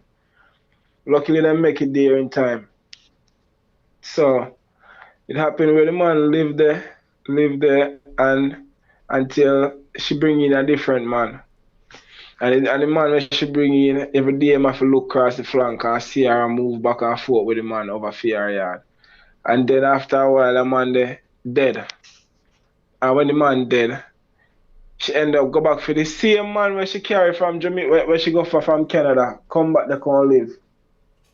Right? And it's funny thing is when my father used to come to Kingston, come visit, she and him, she and my father, and the same man, because the man used to live across the flank at Kingston. But nobody knew it was her ex-boyfriend before. Only people who lived there. But my father never knew that neither. So they wanted them sit down and drink and play domino. So when the man sees him, the woman have up America, yeah, them was vexed for a while until after a while them become nice friend. They become real good friend and the woman starts say, yo, come like say, I over there say if you go live because we never care you come here if you be friend with the man because you know say the man they my ex-husband and this and that and one bag of thing. The little youth when them have get big and him not up to nothing good, so it's like him not talk to people. I don't know what go on, it's just the whole thing just set up a way where the man end up live over the house. Live over the house and I fix up the house. Fix up the house real nice, man. Alright, you know nice what and pretty. What more you do for we is run after segment here where you tell me about the stepmother and then more you get into we are gonna use this to wrap it up. More you get into how everything where you go through the abuse and all of that, how it affect you, you know, in your present relationship or in your relationships after that or whatever, or how it affect you overall, right? And then we're gonna wrap it up with your present situation, you know, how you where you're there right now, you move out of that and how things with you right now. Alright, so finish off where you say and then we're gonna wrap up. Alright, yeah, so with the stepmother thing, so yeah, she ended up making him live over there. Him live there until the house fix up and some of my other sister them moving over there with him. But he end up where him gets sickly. It's very sickly. Him lungs and everything collapse from living over at the house there and fixing up the old house. Cause you know asbestos and then sitting there. So with all them sickness him have and everything, him lungs collapse and him dead a couple of years ago. God bless him soul still. But my stepmother still did it next door and my sister them did the same way. But I just be talking as usual. But as far as my life and all of the stuff I'm going through, why? I don't know, it just bring me to a point in my life where, you know, at this point, I don't have friends. I have people I associate myself with. I used to hang out with a lot of people, but I know I'm just chilling. I'm married right now. And before married life, I used to live, you know, life with, I used to have girls here and girls there. But, you know, I was never the type to like, you know, get my freak on with girls because I'm still scarred from all of that stuff from in the past. But, you know, so with now, I'm just here in America same way, and I've been doing good so far because I've been doing construction, and I'm working very hard, and I'm married. It so happened that the same lady that put me up to stay in our house, her daughter ended up come to America some years down the line, and she's much older than me, so I end up marrying her, and we ended up being together. So we've been going for 8 years. This weekend gonna be our anniversary, and so far, New York City is rough and tough, but we gotta make it what it is. You know, I'm not rich and I'm not poor. I'm not suffering. You know, we have a house in Mobile and we have a house upstate New York too. But we live in Brooklyn right now. We're just working to settle up yourself for retirement so we can go back home and enjoy ourselves, Nice, you know. nice, nice. All right, So that's really where I'm congratulations. at right now. Congratulations first of all, I'm glad to see that you're in a happy, committed relationship. Congratulations right there. So I'm going to open up the phone Yeah, lines, man. viewers, 876-420-3368. What would you like to say to tonight's caller? All right, the phone lines is open if you would like to call in, WhatsApp only. Now I'm going to ask you this while we're waiting on the first caller. Where are your siblings? Whatever happened to your siblings and your mother? All right, so my mother now she's in Jamaica, but it happened where with all the trying where she tried to come to America back in the days. Now it's over 30 years and we still can't get her in America. We tried to file for her 4 times and now all of us here are citizens. And the last time we filed for her, they gave us a piece of pink slip and tell us not to come back because she's permanently banned from America. And they were supposed to go away, but I don't know. So now we're working on trying to figure out how we can go about doing a petition for her to come here. You know? All right, Sean, what going, my So brother? Thanks for calling. What go on, brother? My day, Why? Good night, caller. yeah, man. Good Why? night. Good night. The stone, the builder refusing. They're always the one that Yeah, trying to come back up. All right. Mm-hmm. For that situation, the girl when you were younger, try and get some counseling for that, brother. I mean, if you can, just try. Because Yeah. it still, you say it still affects you. So say every now and then you might get a flashback. Try and get some counseling for it. Construction is a good trade, so you're not gonna ever be out of work. So you don't really have no issue with construction money. A good trade that for have. You see me? That's what you call recession proof. It's just that New York, the whole winter time thing kind of slow down, but somebody have to beat it. But the journey rough, but you're still there afloat, you're still strong. I'm glad you stand up to your father. I'm glad you never hurt him the time with the knife, but I'm glad you stand up to him because when you stand up to him, it show him say he do the things when you used to do when you're younger. You understand? So I'm glad you show him say you're not abused and you stand up. And you know, say brother, that can't wanna get enough. Man, a big man now, Them boof buff now go work. So I'm glad you did that without physical. Because I know you feel better even after that. And him and himself, I say, yo, can you notice when you came to dinner, him never rush you, him just say something? Did you know that? Because I think he's a man who rush me to, because I'm that type of person that probably drape me up and fling me across the room. But I don't know if I told me I have my friend with me, it was like some intimidating. I don't know, but he still didn't care. He said, get out. Yeah, but remember, when a man, when you rush him, when you defend yourself, he might think in his mind, say, boy, remember, you're younger than him, so you know, brother. So people think about them thing there. So it just take away, it just give you a little leverage. But as I said, I'm glad you defend yourself and you stand your ground, but just keep pushing, man. Love your wife and thing, brother, and just keep moving forward. But just try and that situation there and just your child where you have and thing, just love your youth and thing and know say, boy, you have to learn from because in my head me I say, yo, this man I treat him in bloodline. But this step in my goal. But that in all know me I think about it, say who no get beaten and this step then just get pampered. You see me? Yeah, I know what just keep pushing forward. It happened where not to cut it, but it happened now where we are more his kids are more successful than her kids because they all over the place, and it's just funny how life turned out. So it's brother, your story, where the man said the woman give PR Pitney the meat and the soup and the food and give the step give the step the water, but Pitty she don't know say the water all of the dudes tonight because it boil out. You understand? True. Bless up you and yeah, man, respect, man. Thanks for coming, brother. Yeah, man. All right, so a lot of the viewers asking how and why the mother get banned. No, I'm only going to assume that the persons asking these questions didn't listened to part one, or I wasn't here for part one. And I'm seeing some people commenting saying that I'm lost, I'm confused. So I can only boil it down to uno miss part one, because if you were following along from part one, which was Monday night, then you would have followed to where we are right now tonight. Alright, so that is all me can say to everybody who said them confused and them lost and oh the mother. Alright, just to give you a little recap. His mother used to try several times to illegally leave Jamaica. And that is the reason why the mother cannot enter the US again. That's why she get banned. Alright? So hopefully that answer on the question. Carla, good night, you're live. Good night, Mr. Unstoppable. Blessings, my general. Yeah, man. Big up yourself, Sean. And big up yourself, my caller. Boy, I mean, listen part one and I couldn't wait for I make sure leave work and come home for listen to part two. Yeah, man. Big up yourself. The struggle is real.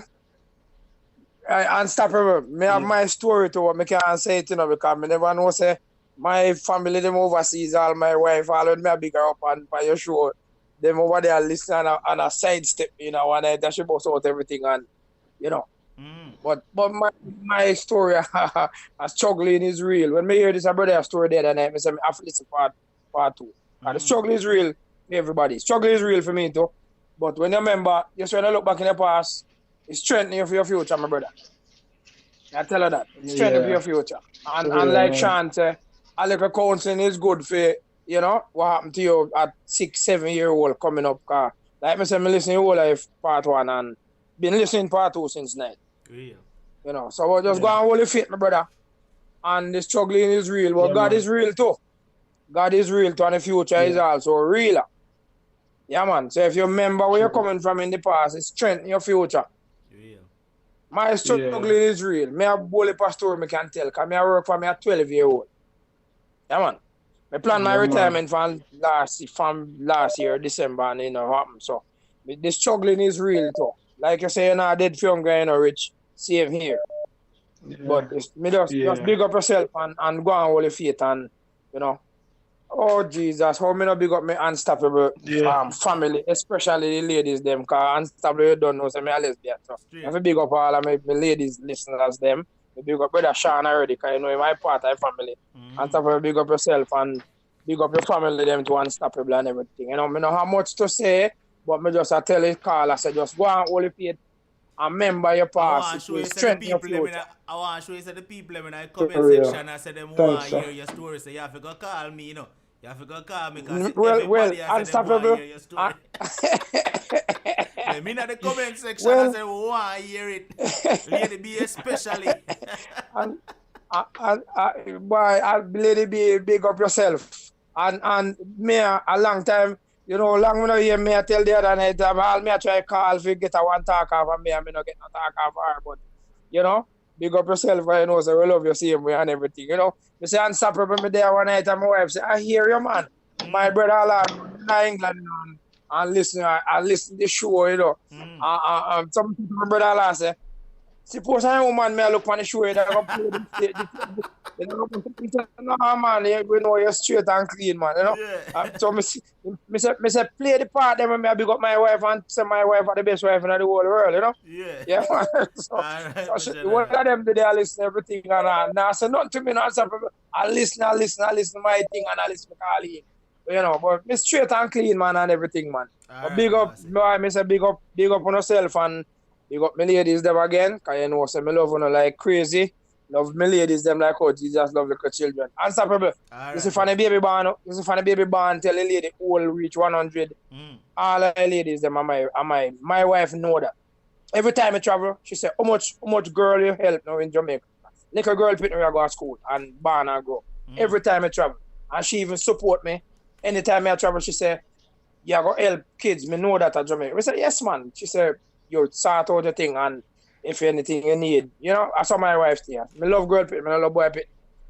Me go answer for me, I'll share one story. No, I'll share one story. One little piece now. I feel like you need to call back and share your story, man, one of these days. No, man, this a shot. Maybe accept on no, this a shot. Because see, all princess alright, no problem, no problem. If call in and share. So princess, no problem, the people them want to hear you, you know. So make sure you call me tomorrow, you know. Everybody have to live in unstoppable. And right. yet still man have to dead for man live. You All understand? right. So, I'll cut my call. Big All up right, yourself my and I'll brother. go and listen. Blessings. All right, bless you. Carla, good night. Turn on the stream in the background for me. Yes. Good night, Unstoppable. Good night to you. Good night, caller.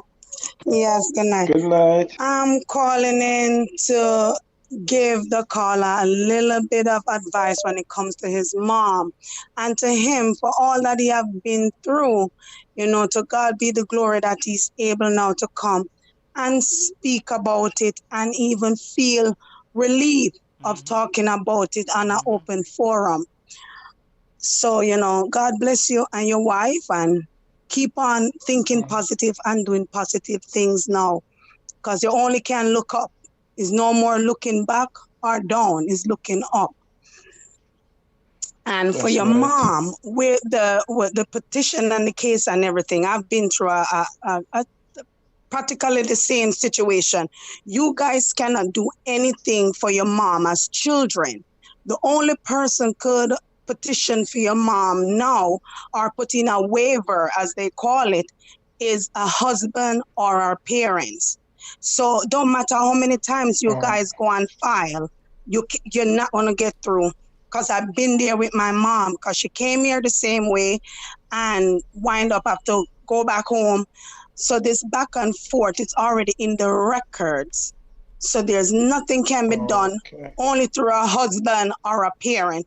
You could seek a lawyer and ask them, but I'm telling you from my own personal experience that with my mom, there's nothing the children can do, because children cannot file a waiver for parents. Only a spouse or our parents. So there's nothing you guys can do there.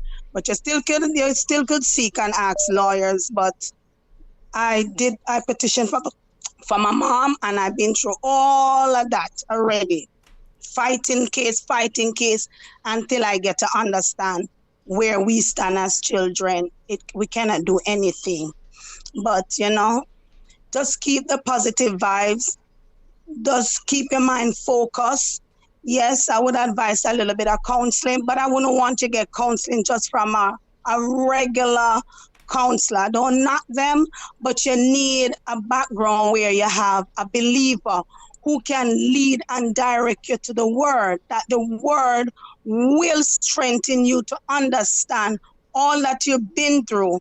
It's not just for you to stay where you're at. It's for you to give more and more of yourself, knowing who you are.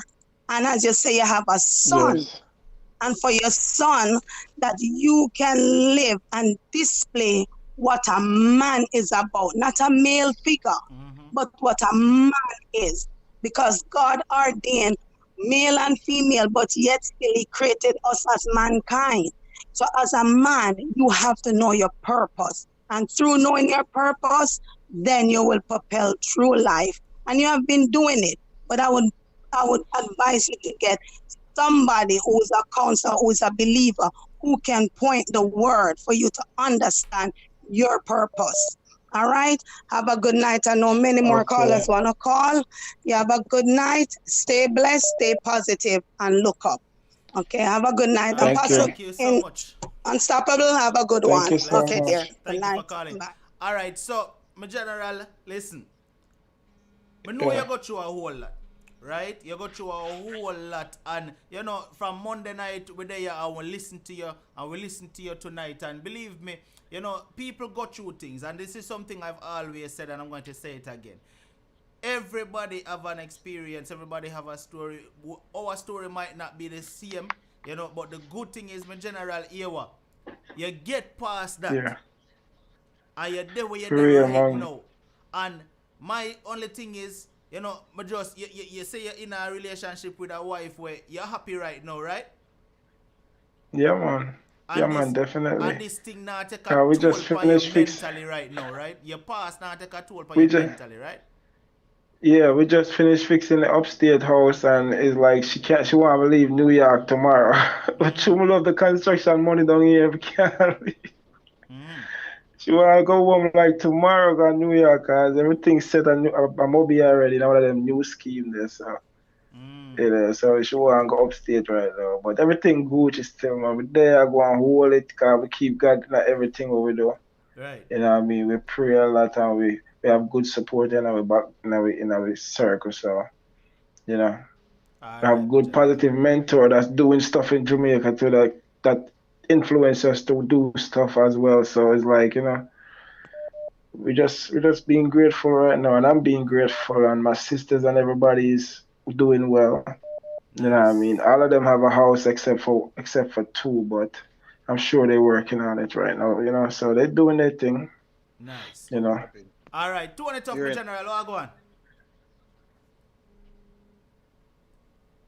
20 tough, you hear me?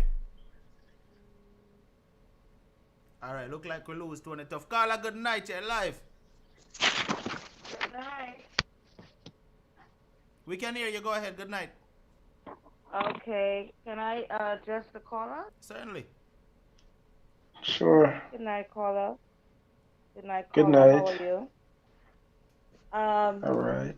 You have been through a lot, and it's so good to know that you're still standing and you're still standing strong. So I'm very happy that you're in a good place today after all that you've been through. For real. Do you think you're in a good place today? Oh yeah. Oh yeah. I feel like I told Unstoppable the other day. I said, Unstoppable, he texts me after the show. I said, good show, man. I said, hey man, listen, you know, talking to you, I feel like a turtle, you know, a turtle that have a big shell on the back. I feel like I just dropped that shell, you know, because Okay. it's a way of hearing the way I feel, and it's a lot of support on this channel. So by you guys reaching out to me and talking to me and sharing different opinion, it's definitely a big relief for me, and I Okay. really thanks Unstoppable for giving me the platform to express That's how I really wonderful. feel and what I'm going through, you know. Okay. So would you say that you are happy in your situation with your marriage? You guys are happy. Yeah, you know, relationship Okay. wise, like before, like Yeah. back then I have some trial because, you know, especially with me going through such a stuff at an early age, like I used to date I dated a Spanish girl, you know. She wanted to try new things, but I wasn't capable. So by the end of the summer, she left me for a Spanish boy. I dated a Guyanese girl. She wanted to try new things. I wasn't able, so she left me for a girl. So I was dating a Trini girl for 7 years, and you know, it was just crazy because, you know, I want to try new things, but it never worked out because I'm always having my issue and using excuses. Oh, I'm a Rastafari and I'm Jamaican, and you know, it could only work for so long, especially my sex life. So I end up met a Jamaican lady which is older than me, and she don't really Yeah. follow up How them much things. older how So much older is she than you? How much older is she than you? I'm Your wife? 30, I'm 38, and she's Mm-hmm. 49. And she changed my life actually, because I was flaunting money and doing all these stuff in Mm-hmm. America and just all over the place. And she just Mm-hmm. showed me her dreams, and I worked with her, and they started to come reality. And I realized that there's more to life than just being young and, you know, running around. And, you know, me and the Trinity girl ended up broke up. She ended up moved back to Trinidad. So I was That's free for a wonderful. while until I met her. So when I met her, it Yeah. was hard to calm me down, but eventually she do a lot of hard work and bring my mind frame to where it's supposed to be. And we be going for 8 years strong, and I ain't do nothing That's out of the great. ordinary to hurt her. She's a little bit ignorant, but that's how she got to do sometimes to get her point across, because I'm a little bit stubborn at times, but I'm a hard worker. Mm-hmm. But, you know, we ain't perfect, Mm-hmm. you know. Yeah. So what became of your mother? My mother is still in Jamaica. We talk every day. She talk to all our kids. We have WhatsApp and family chat, and you know, but for her coming here, it's a hard thing to do because we spent so much money over the years trying until they gave us the last piece of paper. So now she have Mm-hmm. to be in Jamaica until we can be able to figure out if this petition thing is gonna work. Which the caller earlier told me it might not work, but you know, we have an appointment set with a lawyer in the Bronx. So hopefully he can help us because they said he's good. Some African lawyer. Okay. So definitely, we're working And on it. yeah, you went through a lot of molestation by women. Now you mentioned that one of your sisters molested you. What's your relationship like with that sister? Was she the older one, the Yeah, 19-year-old yo, we've, one that came up? you know, this is the old one. Well, This is the actually, sister actually, from the actually, well, previous. the caller did say he didn't want to get into that one, so let's leave that Yeah, part yeah, out. yeah. I didn't want to Okay. get on Let's that leave topic that Oh, part because out. okay. I Okay, But said fine. that caller, one hurts more than even the other. You know. we're getting another call, so Yeah. let's wrap up this one so I can accept another call real quick. Okay. Bye-bye. Thank All right, you. thank you for calling. Caller, All good right. night. You're live. Yeah, I just wanted to say there's nothing wrong in not wanting to try new stuff. Repeat that. There is nothing wrong with wanting to try new stuff. Yeah, You definitely know, not. that's what I want to- and just have a good night. And I live in Connecticut. All right, thank you so much for calling, caller. I appreciate that.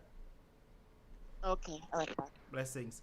All right, so I want to say thank you to the persons who have called in so far and, gave the caller a few words of advice, and shared your opinion. I'm quite sure he appreciates it. I want to say thank you to everybody who has contributed to the show. I saw where Merville Mackey sent in a PayPal contribution. Thank you so much, Merville. As well as Juliet Simmons sent in a Cash App contribution. Thank you so much, Juliet. And also Deneen Irby sent in a Cash App contribution as well. And Deneen sent a message with it. Deneen says, I love the Unstoppable show. Big up yourself, Deneen. All right. And Mr. June Gerald in the building tonight. Big up yourself, June. June has been with us for a very long time. So me have to shout out June once me spot her name a while ago. And yes, I know June may have been here every night, but me not see every name every night because the chat just moves. So now that me spot June, big up yourself, June. Glad that you are here. All right, so my general, we have come to the end Yes, of the man. show. And as usual, I'm going to give you the last word. What would you like to say right now to the viewers? And you mentioned to me the reason why you wanted to do the show. Tell them why you wanted to do the show, my general. Yeah, I wanted to do this show because I've been holding on to this for how long, and the only person I really talk to about it is my wife. And when I mentioned that I was gonna do the show, cause she see me here watch this show every time the notification pop up, I'm on it. So I decided to do the show and just tell my story that way. Hopefully somebody across the world can hear my story and know that when it comes to leaving your kids with people, it don't matter how much you trust them because at the moment you turn your back, all that trust is out the window. And don't let no man call you away from your kids them and say, come, come, come, because if no one is there, you can't depend on friends or family members sometimes. You just have to be smart about raising your kids so that they don't have a story like mine to tell when they get older. Because these bigger kids, these bigger kids are very, when you think about it, they're more experienced and they want to try things out, and the least person they get to try things on. So you have to be careful. No sleepover, and be careful who you send for sleepover with the kids and all that. So you just have to be smart, being parents. All right, my And boss. I really thank you for having me. Unstoppable. I want to shout out my wife. She's the best thing in my life. And we're going 8 years strong, and our anniversary is a couple of days from now, and I can't wait. And I just want to tell her I love her and thank her for being there for me and with me throughout these tough years. So thanks again, Unstoppable. Yeah, man, and big up to wifey too, man. Cause I know she did there listen to it. Yeah, man. So big up to Yeah, wifey she too. listening. She the boss. Yeah, man. Blessings to her, Yeah. man. Cause the caller shared something with me in confidence the other night, where he said, after he did the show, wifey said, "Babe, you're feeling better now."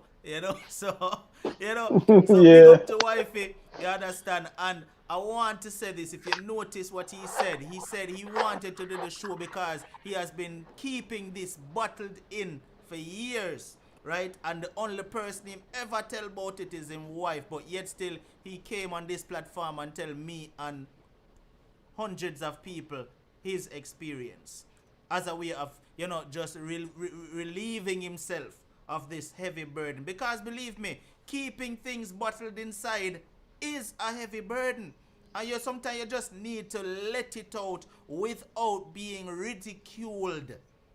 You understand? Sometimes you need somebody to talk to. Sometimes, say, my general, a lot of people reach out to me and them say, Unstoppable, how do you do it? How do you sit down and listen to all of these stories? Some of them good, some of them bad, but how do you stomach these things, right? And I said, listen, people need somebody to listen to them. You understand? I say that all the time. Everybody needs somebody to listen to them. And I listen more than I speak. If you don't notice me on this show, I listen more than I speak. And the reason for that is sometimes people just want to talk without being interrupted too much time. You understand? Absolutely. So I sit back and I give my viewers, my callers, a listening ear, which is what they want. And then after I give a listening ear, if I have a bit of advice, I give a bit of advice. And then I give you, the viewers, the option to call in as well and give the caller, the guest that night, a bit of advice as well. Because guess what? One thing I say all the time is we are all family of strangers. Right? For real. We are all a family of strangers. And listen me, we all can help each other. You know how much people right now struggling with things of them past. And it's a heavy burden upon them. And just need somebody to talk to. But can't find somebody to talk to. But that is why this show is here. You know, have to go on a big figure, make somebody lay down in a one chair. I tell you, lay down in a one chair and talk to me. You don't necessarily have to do that and spend hundreds and hundreds of dollars. When all you need is just somebody to hear you out. So, my general, once again, I'm going to say to you, thank you for sharing your experience. And definitely, my boss, anytime you need for reason, you can call me up and me you can reason. See it? All right, boss. Thanks a lot. Brother. And blessings. Happy anniversary again when it comes, see it? Yeah, man. Thanks a lot, family, for real. All right, my brother. Blessings. Blessings. Oh, and by the way, I'm going to tell you something too before the general come off of the phone. I don't even know if him did hear this. I don't even know if him knows me hear this. But the man love him wife. And the man respect him wife. I'm going to tell you now why I say that. So the other day, me and him dey on the phone and have a conversation. And the way wifey call him, and when wifey call him, the way in which the man talk to wifey says a lot. Me dey on the other line and me I listen to the man, and the man, the wifey come and the man say, sorry baby, you know, on the phone with Unstoppable, sorry, I'm going to call you right back. Just let me finish up with Unstoppable. You know, and the man talk to him wife with respect. You understand? Yeah, man. The man talk to him wife with respect. And me dep on the X line and me a listen and me a say, yeah. That is how a man supposed to deal with him woman. You understand? Yeah, man. Him could have said. I'm not alone a role, man. Like, come like say we are quack one shot. Yeah. Everybody see me. They say some people call me PO, but we don't care. Brother, listen me. Hats off to you. Love up your woman, you love up your wife and show her respect and love. Because at the end of the day, it no matter where you go through in a year past, you know. You see where you go through in a year past, that can make you sure the people who supposed to get your love, real love. You understand? Yeah, man. Man. Listen me, everybody say it, you know. Unstoppable, everybody say how much me love my wife, you know, because you see, two me go up, so the other day go build up or fix up our house. Come like a Manhattan, my lord, our house, our bedroom and everything. Just, I send you some picture tomorrow. Not like, I'm in a bluff when me talk. I send you some bedroom picture, them when me set up for you. Everybody come there and say, boy, your husband love you, man, look what he do for you. All jacuzzi and them something, and she had them and say, oh, your husband love you, sir. But I just say, man, because she bring me back to my roots, man. Because I'm the last from Jamaica for years, you know. I become Americanized. And she meet her and she bring me back to Jamaica and said, this is where you come from. This is what we need to get. And when time is right, yes, we need to come. I'm going to tell you something. We really appreciate her. I'm going to tell you something.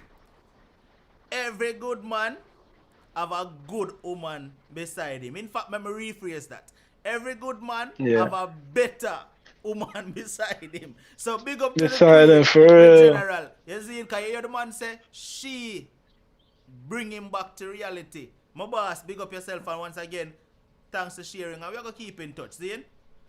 Yeah, man, we definitely will. Thanks again, Blessings. Unstoppable. Blessings, Good brother. night, everybody. All right. Now, I don't know which one I can say tonight's show is not a powerful one. Tonight's show was definitely a powerful one. You know, I know say if it not reach you, it reach somebody. You understand? Somebody who is here tonight definitely connect with tonight's show and say, yeah, I like that one here. I'm going to learn something from it. You understand? And that is what this platform is about as well. Teaching people and, you know, empowering people and making people get up and move out of situations where them in a. You understand? This show does so much good for people. You have no idea. You understand? If you are out there right now and you have an experience that you want to share, reach out to me. It's 876-420-3368. You will never be ridiculed. You will never be laughed at. You will never be called idiot or a fool or nothing like that. You can feel comfortable sharing your experience. And it no matter what your experience was or is. Because it could have been something that happened to you 10 years ago. You can share it and get it off of your chest right on this platform. And myself and my viewers will listen to you. We'll give advice if need be. But we will never judge you or make you feel horrible for sharing your experience. It's 876-420-3368. So just send a WhatsApp message and all the message has to say is, Unstoppable, I have a story I would like to share. That is all it has to say. We've heard several stories on this platform. We heard stories of abuse. We hear stories of cheating. We heard stories of, you know, I'm not even going to call certain words. But believe me, whatever your experience is, you can share it without judgment. All right?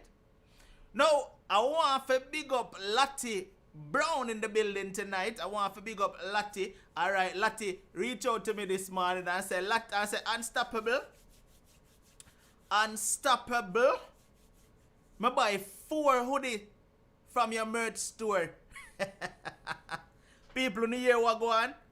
4 piece of garment. Lottie go over to the merch store. Not 1, not 2, not 3, but 4 piece of merch from the Unstoppable merch store.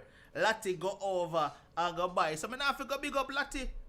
Wouldn't have to big up Lottie. Eh? Come on now. Alright, Dana, all you need to do is send me a WhatsApp message. Dana says, Unstoppable, how do I get on your program? Send me a WhatsApp message. The number is 876-420-3368. And all you have to do is say, Unstoppable, I have a story I would like to share. It is that simple. Alright, Don Thompson says, that's the reason I love this show. Big up yourself, Don.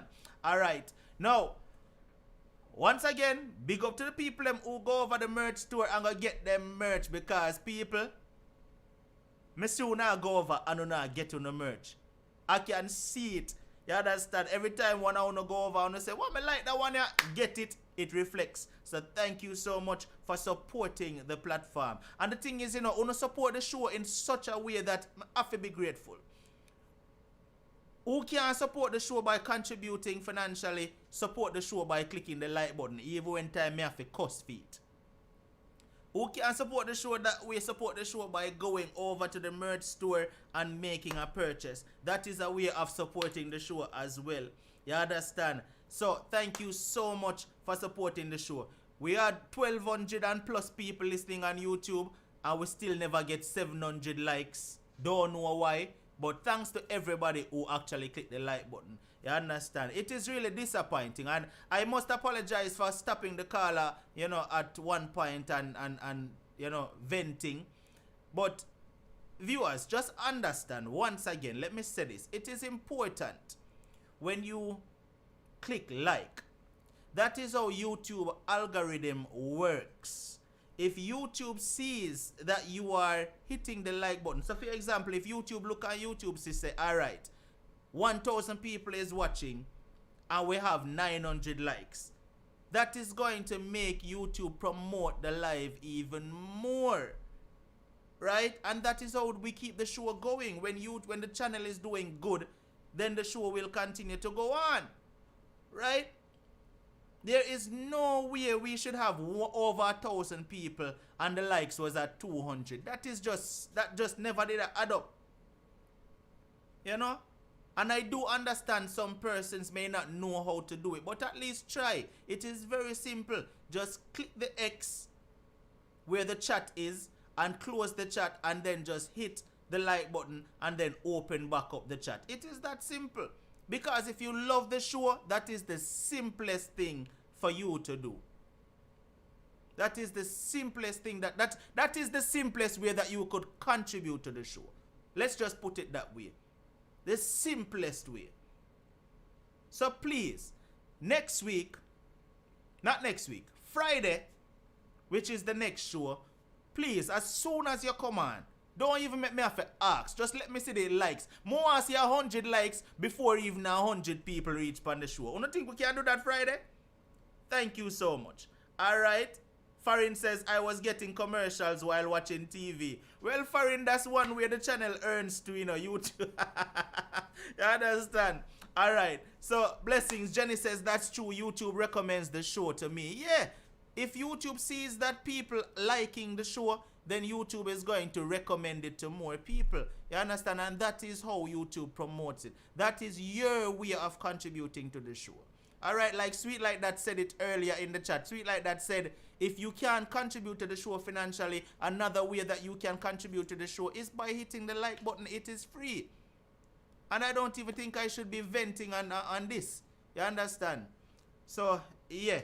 But people, once again, if you haven't gotten your merch, let's go on over so you can see some of the items that's there. This is not everything, but this is just some of them.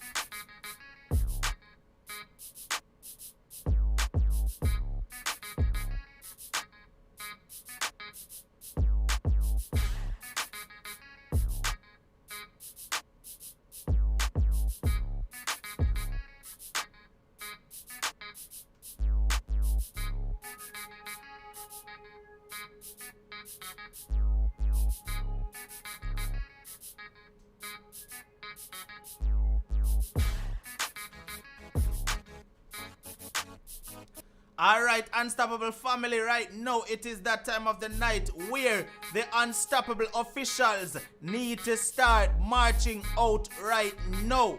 Alright, Lisa, Lindsay, big up yourself. Thanks for checking in, Lisa. Unstoppable officials, start marching out right now. And I'm going to say this. The way that you march out is you must post the custom Jamaica flag emoji on YouTube. If you are an official, you must post the Jamaica flag emoji. That is the only way I am going to see you march out. Alright? That is a custom emoji that only officials are able to post. If you don't post that and I don't see your name, then it's not my fault. So once again, you must post the custom Jamaica emoji if you are an official. Alright, if you're over there on YouTube, on Facebook, all you need to do is send in the flame and I will see your march out on Facebook. Alright, so the first person to march out is none other than Lady B Unstoppable, rocking a super VIP badge. Marching out after Lady B Unstoppable is Lilika Unstoppable, rocking a newcomer badge. Alright, Delrose Holder came out marching with a golden VIP. Big up yourself, Delrose. Jenny Unstoppable rocking a newcomer badge, of course. All right, then. That was Jenny rolling out right there. Let's see. Then we got Violet Simpson rolling out as well. All right, Violet Simpson is rocking a newcomer badge. Violet says, see you all Friday. All right, then. Tony Tough is marching out with a newcomer badge, I should say. All right, big up yourself, Tony Tough. And then after Tony Tough, we have got none other than big up yourself, Teresa Myers in the building. All right, Farin TTB is marching out with a newcomer badge as well. Farin says, good show. All right, then. Yes. Risa is marching out as well, rocking her newcomer badge. Are the newcomer them alone there tonight? Okay. Here is Juliet Lewis. Juliet is rocking a #1 fan badge. Oh, you mean Juliet? Big up yourself, Juliet, with that. And me love rice, I see. Me want love rice, so. Sure. Natalia Grant is rolling out with a golden VIP badge, of course. And also Janine Unstoppable is marching out tonight as well. Let's see. Who else? Facebook, no worry yourself. Me no reach over there yet. Good night to you as well, Violet. Good night. All right, we see Risa, we see Jenny. Is that all the Unstoppable officials? I don't see Negrita Unstoppable march out yet, but I'm waiting. There is Negrita. I see Kizzy Unstoppable marching out with a super VIP. Candice is marching out with a #1 fan badge. All right. Tara is marching out with a newcomer badge as well. Big up yourself, Tara. All right, then. Is that everybody? Tony Tough said, next show I'm calling in 100%, no matter the story. All right, Tony Tough, we will be waiting. All right, then. Don Thompson is marching out tonight with a golden VIP badge. Here we go. And Don, let me stop the music. Let me stop the music right here. Don says, it doesn't matter how many times I march out with the flag, you don't see it. So I'm going to use the flame. Don, if you march out with the flame, I am not going to see it because my eyes are programmed to look for the custom emoji. So if you march out with anything else, I will not see it. All right? Thank you. My eyes are programmed to look for, when I march out time, I'm looking for the custom emoji. All right, Don? Big up yourself. So Don is marching out with a golden VIP badge. All right? Is that everybody? No, it is not. Everybody. Here comes Maxine. Maxine, march out with the custom emoji, Maxine. March out with the custom emoji. Charm S is marching out with a newcomer badge. Rose. I'm going to say it one more time. Don't say if I'm invisible. Don't say if you don't see me. March out with the emoji. That is the only way I am going to see you. My eyes are looking for the emoji. So Roseanne Brooks is marching out with a golden VIP, of course. All right. Flavia is marching out. Thank you, Flavia. Flavia says, I'm marching out again. Thank you so much with the emoji. Thank you. If I missed it the first time, just march out again with the emoji. All right. Scarlet Knight is rolling out with a #1 fan badge. All right. Kashmir is marching out as well with a newcomer badge. All right. And we say Sham S already. Big up yourself, Sham. All right. There is Kashmir. All right. Who else did I miss? We don't see Mark JDF, but Mark JDF, big up yourself. All right. Lilika, me say long time. Me say Lilika, long time.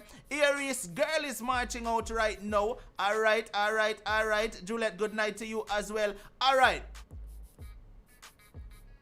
Yeah man, Buck, you have the, once you're a member, you have the custom emoji. All you have to do is click where the emojis are and you will see the custom Jamaica flag. Alright, so big up to Buck. Buck is rocking a newcomer badge beside him name as well. Alright.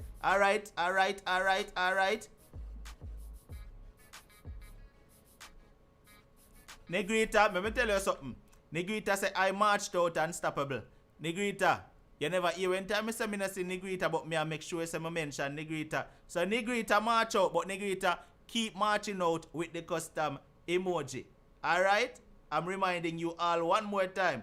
The only way I'm going to see it is if you march out with the custom emoji. Thank you so much. Stush Pumpkin, now listen to me, you know. Stush Pumpkin is marching out with a golden VIP tonight as well. Alright, let's go, let's go, let's go, let's go, let's go. Alright, is that everybody?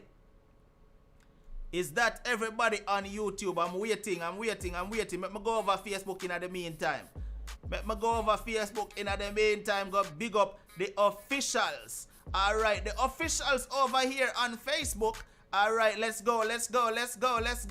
I said Kashmir already. Big up yourself, Kashmir. Over here on Facebook, we have Roseanne Brooks marching out with our flames, or you mean, and rocking our badge beside our name. Roseanne official on Facebook and YouTube, you know, how bossy like Roseanne and Dwayne.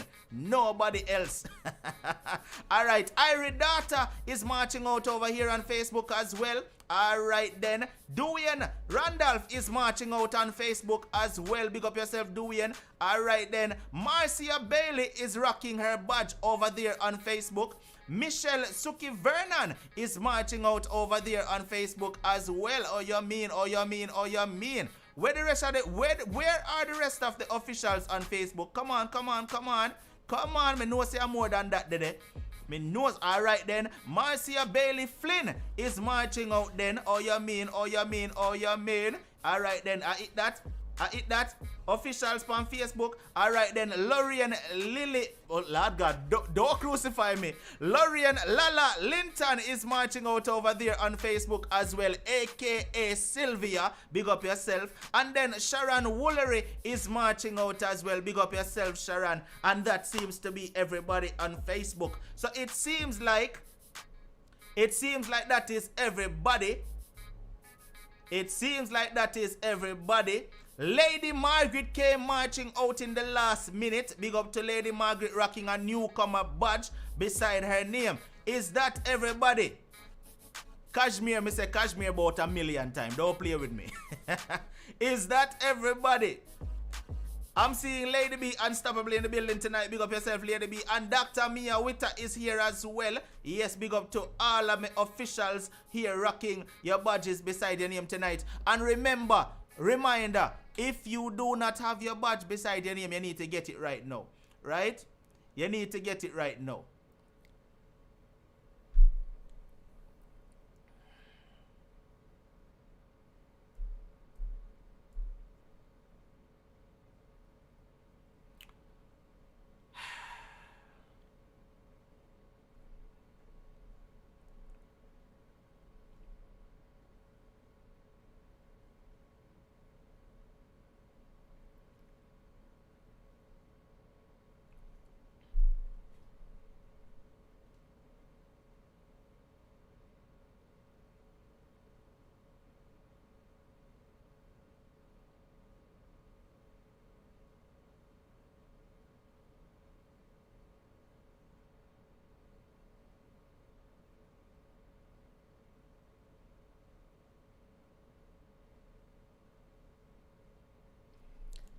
I'm going to say it one last time. On Friday night, when we forward, I'm not even going to repeat this. If you are marching out when it comes to official time, I need you to march out using the custom emoji. If you march out one time and it so happens that I didn't see it, send in the custom emoji again. If you text, I will not see it because I'm looking for the custom emoji. If you text, I will not see it because I am looking for that emoji specifically, right? I am not sitting here ignoring anybody. I am not overlooking anybody's name. If you march out when it's marching out time, please send in the custom emoji so that I can see it. All right? Darlene, go back after I end the show and you will hear where I said Darlene Walter Riley. So please and thank you. If you don't hear your name, just march out again and I will see it the next time, even if I accidentally skip over it. Do that for me. Thank you. So Darlene Walter Riley is marching out with a super VIP badge. Gary Logan just came marching out in the last minute with a super VIP badge. Althea Williams is marching out with a newcomer badge beside her name. Alright? Blessings to everybody. And thank you all for continuously supporting the show.